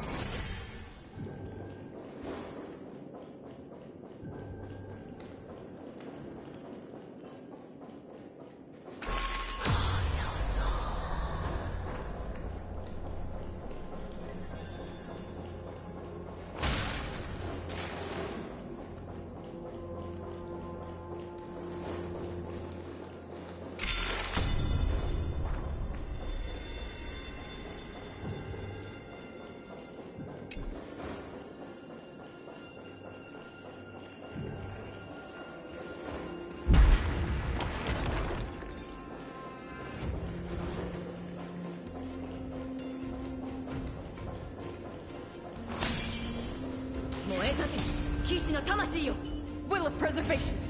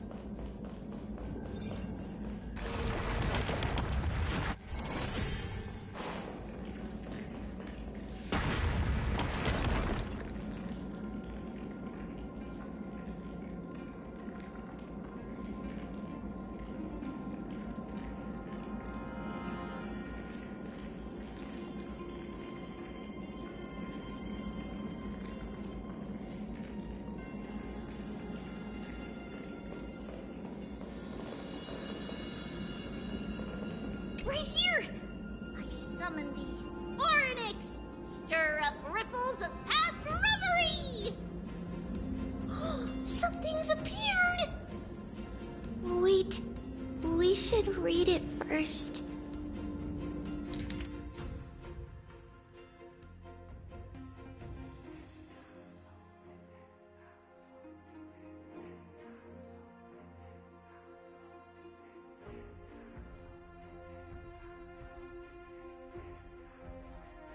Wait, this is a letter?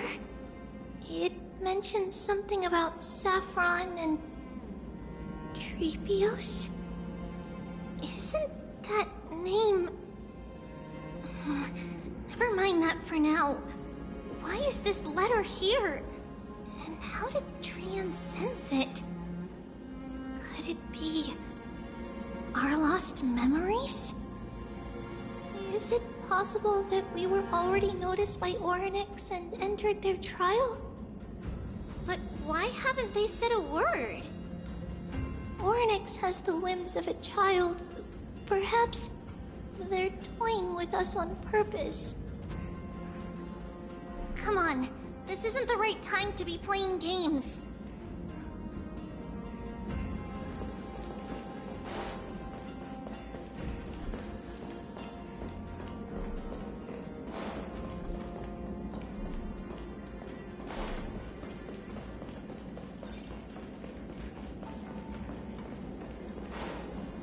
Separation and death are two sides of the same coin.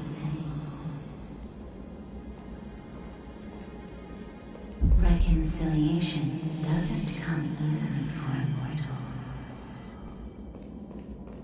Are these visions also fragments of the past? Treeby! Trinan! Look what I found! Is this the safari? Coming! We'll take a look. But Trian, there's nothing in here. What? It was right in the stolium. Huh? There's really nothing here. That can't be! I swear I saw it! I swear! Trian is telling the truth. It was right there! Where did it go? Trinan, Treeby, why aren't you saying anything? Trian can't seem to hear you at all. We were just lost in our thoughts. Don't worry, Trian. What you saw was likely, Yana's hair. We must have startled it away. Okay.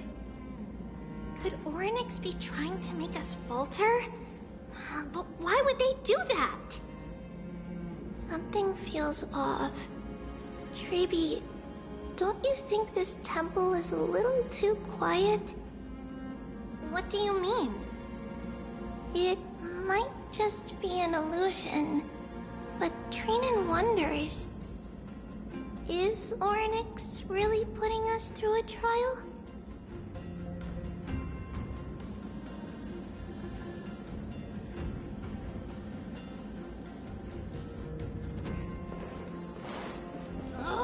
Still no luck finding any safari. I suppose we can do without it. Let's try to convince Orynyx.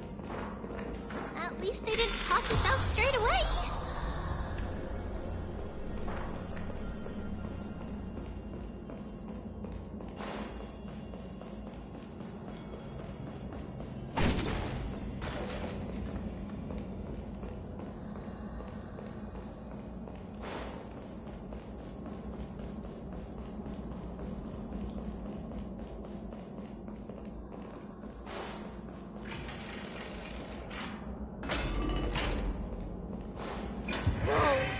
Treeby, Trinan, look at this! So cool! There are so many of us now! Trian!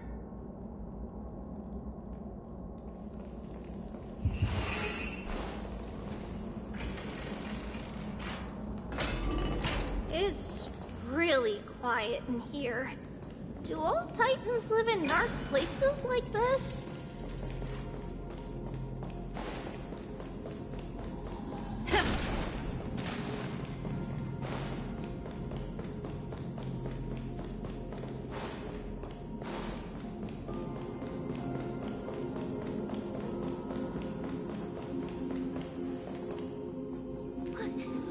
What's going on?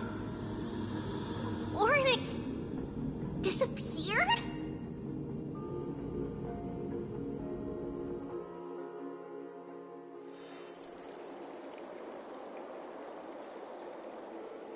Are you saying that the black-robed swordmaster is not just tied to the Black Tide, but is also hunting for core flames everywhere?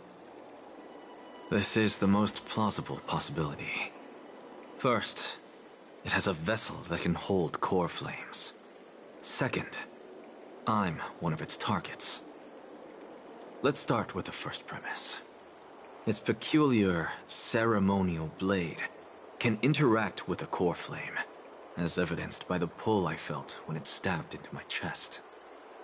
I hypothesized that the blade can sense, absorb, or even retain core flames. The second premise is even more explicit. When it was engaged in fierce battle with many of us and was heavily distracted, it remained consistently focused on me. Or rather, on the Titan Circes inside me. So it's plundering the flames. But if your argument holds up, wouldn't they be headed to Akama soon? The vortex of Genesis is full of the Titan's core flames. Not necessarily. Let's call that person the Flame Reaver for now. If my presumption holds, that person has 3 targets. The first target is me. The second target is Oryx, who hasn't yet fallen. And the third is Akama and the Vortex of Genesis, where the core flames are housed. But I suspect Akama won't be their first target. Kefali's core flame is guarded by the Council of Elders' arcane power. And Fagusa's water curtain should be able to block out any external perceptions. What about Thanatos and Aquila? Their core flames are yet to be restored? The whereabouts of Thanatos remain a mystery to all. As for Aquila, can you fly? No, I can't. Why are you asking that? Can that Swordmaster fly? Good point. But what if they do grow wings? If they had wings, I wouldn't have made it out of the grove alive. That's a relief. Anyway, since the Flame Reaver has 2 targets, we need to move fast. With the distances between Akama, the grove, and these potential targets, I believe we should bolster our defenses and... Bad news, Finan. Treepy is missing. The last time the 3 of them were seen was in... the Abyss of Fate.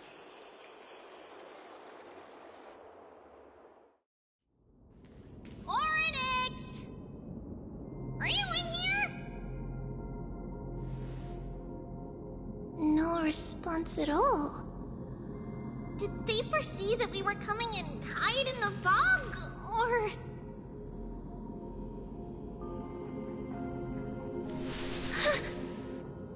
Treeby, we should leave.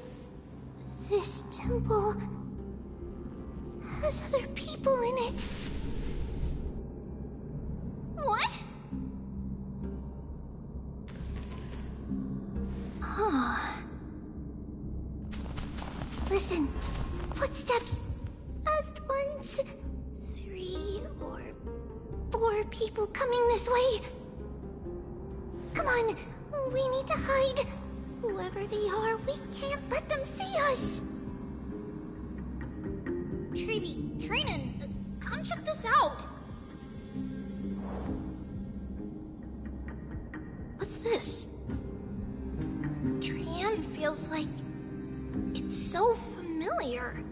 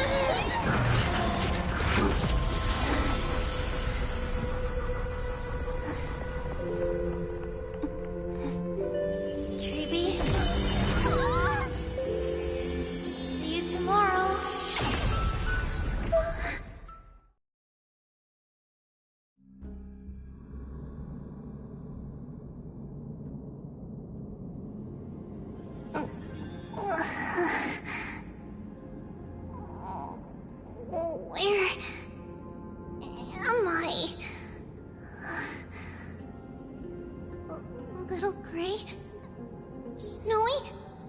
And... Wait... Where's Trianne? Is she back?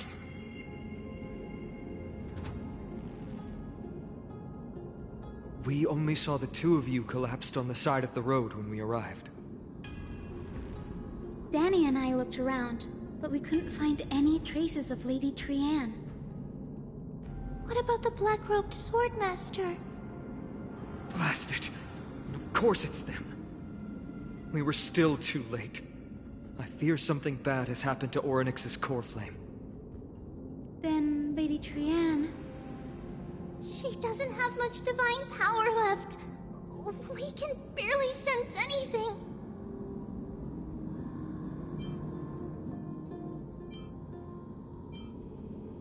That you're both safe is already a blessing. Everyone, we must take action now. We should split into two groups. One group will stay in the Abyss and meet up with Aglaya's reinforcements, then search for Trianne's whereabouts. The other group will come with me to pursue the black-robed swordmaster and recover the core flame. Do you know where it's headed? I didn't get to tell you this before, but Anaxa and I already have our misgivings about the Black Tide, so we've made preparations. I'll tell you the details as we move. Opportunities are fleeting on the battlefield. We should hurry. Lord Finan! Lady Treby and Lady Trinan. I'm glad you're all right. Did Aglaya's people get here? Yes. Lady Aglaya already knows about the situation and sent along a message. Finan, I understand that Swordmaster is of great importance to you. But if you charge in without a plan, I fear that you won't be the only one who dies in vain. I understand. Hatred is a hero's deadliest poison. I have no intention of fighting alone. If that Swordmaster really is related to the Black Tide, the Chrysos heirs must not take them lightly. I have indeed planned to return to the Holy City and discuss the strategy with Aglaya. We'll need all the help we can get for this encirclement. Why don't we split up as previously discussed? Hyacinth and I will stay to regroup with the reinforcements. You go back to the Holy City with everyone else and tell Aglaya about your plan. Trinan will stay in the Abyss too. That way, both sides can communicate with each other if anything happens. Thank you, everyone. Partner, Treby, let's go.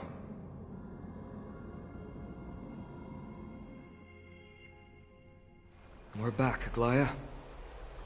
You should have come to me first, Finan. Aggie, there's no need to scold Snowy. Alchema is currently in grave danger. I know. It's beyond my imagination that the only two titans humankind can still rely on fell in such quick succession. I've never seen the golden thread pulled this taut, as if it could snap at any moment. Finan, tell us your plan. Time is of the essence.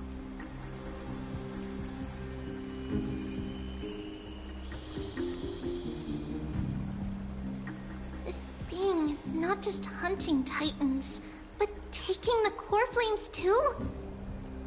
Yes. Just like the Flame Chase journey is doing. Professor Anaxa thinks the Flame Reaver's arrival is likely a sign the Black Tide has spread further. Regardless of whether you're right, this being is still far more aggressive than we expected. But its madness is also an opportunity for us. If its goal is the core flame, then that means us humans can lure it into a trap. Anaxa had already left the Holy City with Circe's core flame while we were on our way to the Abyss, so he can make preparations for the battlefield. Tell me, what makes you think this won't end with us losing another core flame? Because this time, the power from beyond the sky is also at our side. She is the key.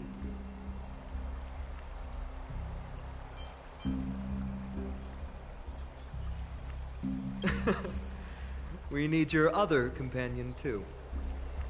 Ma'am, do you mean I see. Fine, and that battlefield you mentioned, is it Castrum Kremnos? Yes. I'm sure everyone remembers the astonishing miracle our partner here performed with her companion during the battle with Nikador, and how they awakened Castrum Kremnos' past. That will be the key to our victory. We will use Orynyx's power to once again open a passage to the past and lure our enemy inside. Then, we'll seal the Flame Reaver in the maze of time. Impressive. Orynyx has fallen, and Yanis's divine power already belongs to Akima. Once we take back the core flame, the Swordmaster will have no means of escape. It's very clever, using the element of surprise instead of brute strength. Can you do it, little one?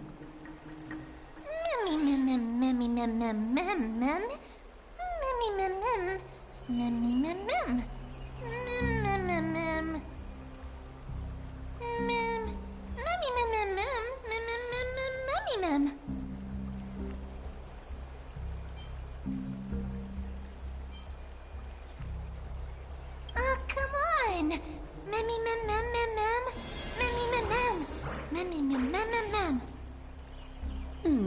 Such enthusiasm. I'm glad to see you're confident. By the way, the Council of Elders declared a state of emergency when Treeby went missing. Kynus and her following have heard tell of the incident at the Grove, and are galvanizing support in secret. I fear she'll make her move before the next assembly of the citizens. What are they plotting? That short-sighted politician likely believes the Chrysos heirs have outlived their usefulness, and is making preparations for her next step. That ugly side of humanity is something we'll have to deal with eventually. But that's a problem for another day. I've sent Castorus ahead to the Council with a message. She should be able to keep the situation under control for the time being. Finan, it is my hope that we can come to an understanding on this. We must take down the Flame Reaver in one go, and retrieve the core flame. And in doing so, grant ourselves an advantage against the Council of Elders. Of course. You may count on me to lead the charge. I apologize for tasking you to spearhead the plan once again, but Akima is currently beset by enemies from within and without. The situation brooks no delay, and we have precious little time to confer and discuss the plan with you. That being said, you are the key to our success, and I shall respect any decision you make.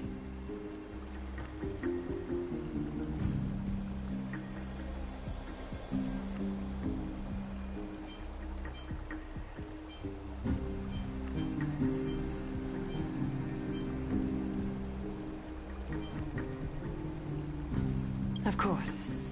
Should you feel fatigued after our confrontation with the Flame Reaver, you are free to withdraw from the battlefield. We will find another way. We are grateful to you for your aid, and to the rest of you as well. Now, let us be off to begin the hunt. May Kethely sharpen our gaze and grant us victory over the enemy.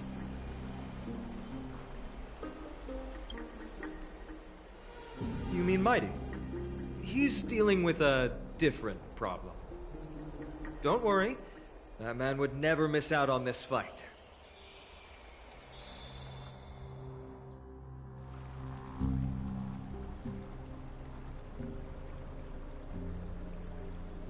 Farewell, my dear friend. You must lead us back home. You and I, we're both the same. We feast on strife and fear. If you're truly capable of leading our people beyond this blood-stained fate, then prove it to me once more, Mighty Mos.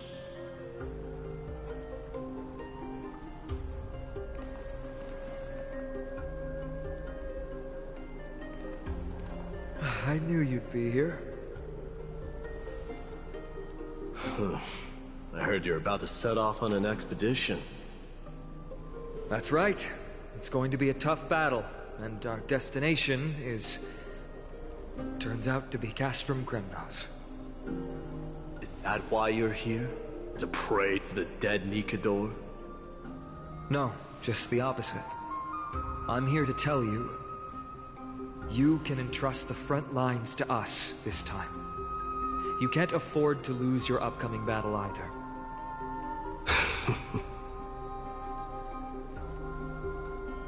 Have you heard the story of Geocles the Mountain Breaker? Sounds like you've spoken with Cartonus. That's the name of the legendary mountain dweller, right? Let's have a chat before we go our separate ways. Cartonus told me that back in ancient times, the mountain dwellers lived in seclusion. They spent their days quarrying and gathering, living a simple and peaceful life away from strife. But Geocles was different.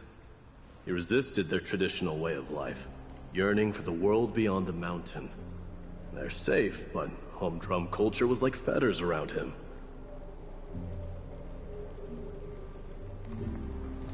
He sounds a lot like you. Yes. That is why he, too, faced the same dilemma as I do. One day, during one of Geocles' many ventures beyond the mountain, he spied a battalion of Laedonians stationed at the foot of the mountain. The Laedonians were at war with their arch-enemies, the Companions, and they used the mountain as a base to carry out guerrilla warfare operations. When Geocles, who had taught himself the common tongue, approached a soldier, he learned a shocking piece of news. The Laedonians were planning to plant mines and explosives all over the mountain, and then lure their enemies within. With danger lurking with every step, the mountain dwellers' homes were no longer safe. Geocles quickly returned to his village to bring the news to his people. But... let me guess. They refused change and chose to put up with the situation instead. That's right. The mountain dwellers were fearful of even the smallest change to their lifestyle, let alone leaving their home.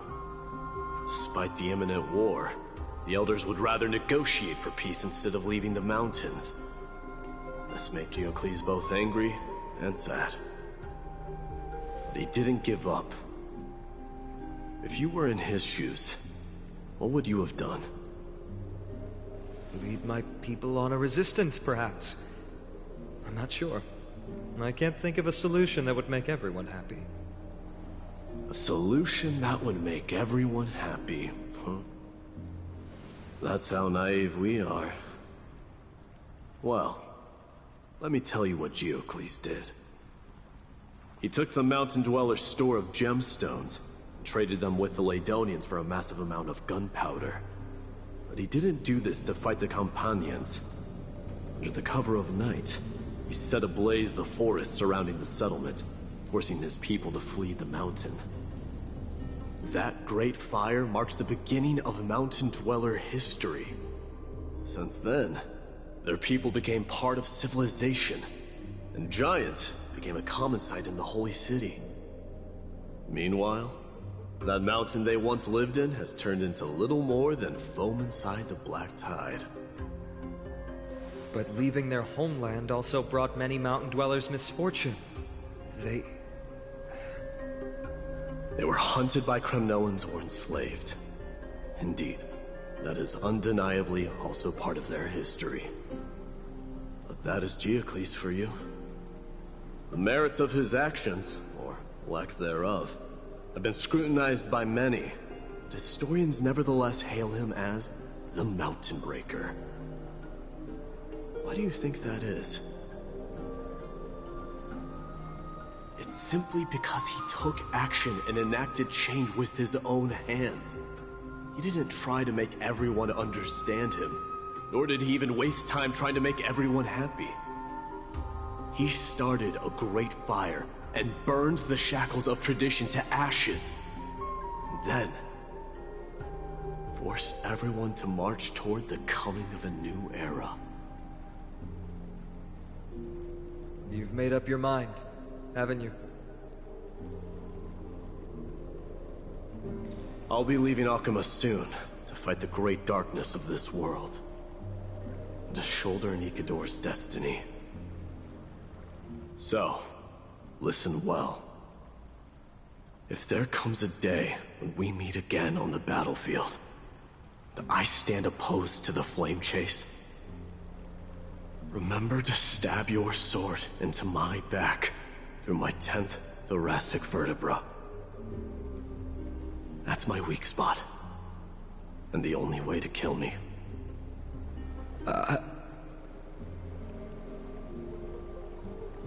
You have my word.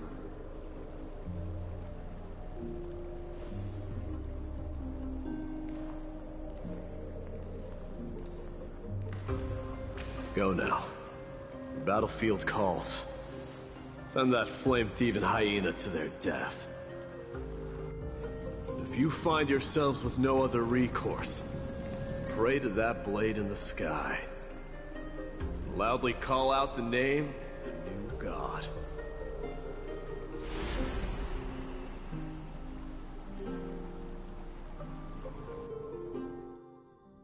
That's the sound of an all-out war.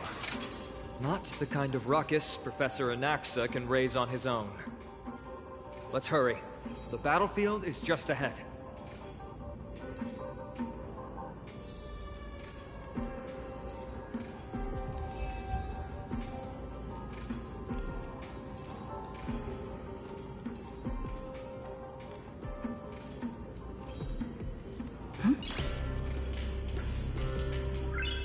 Nice.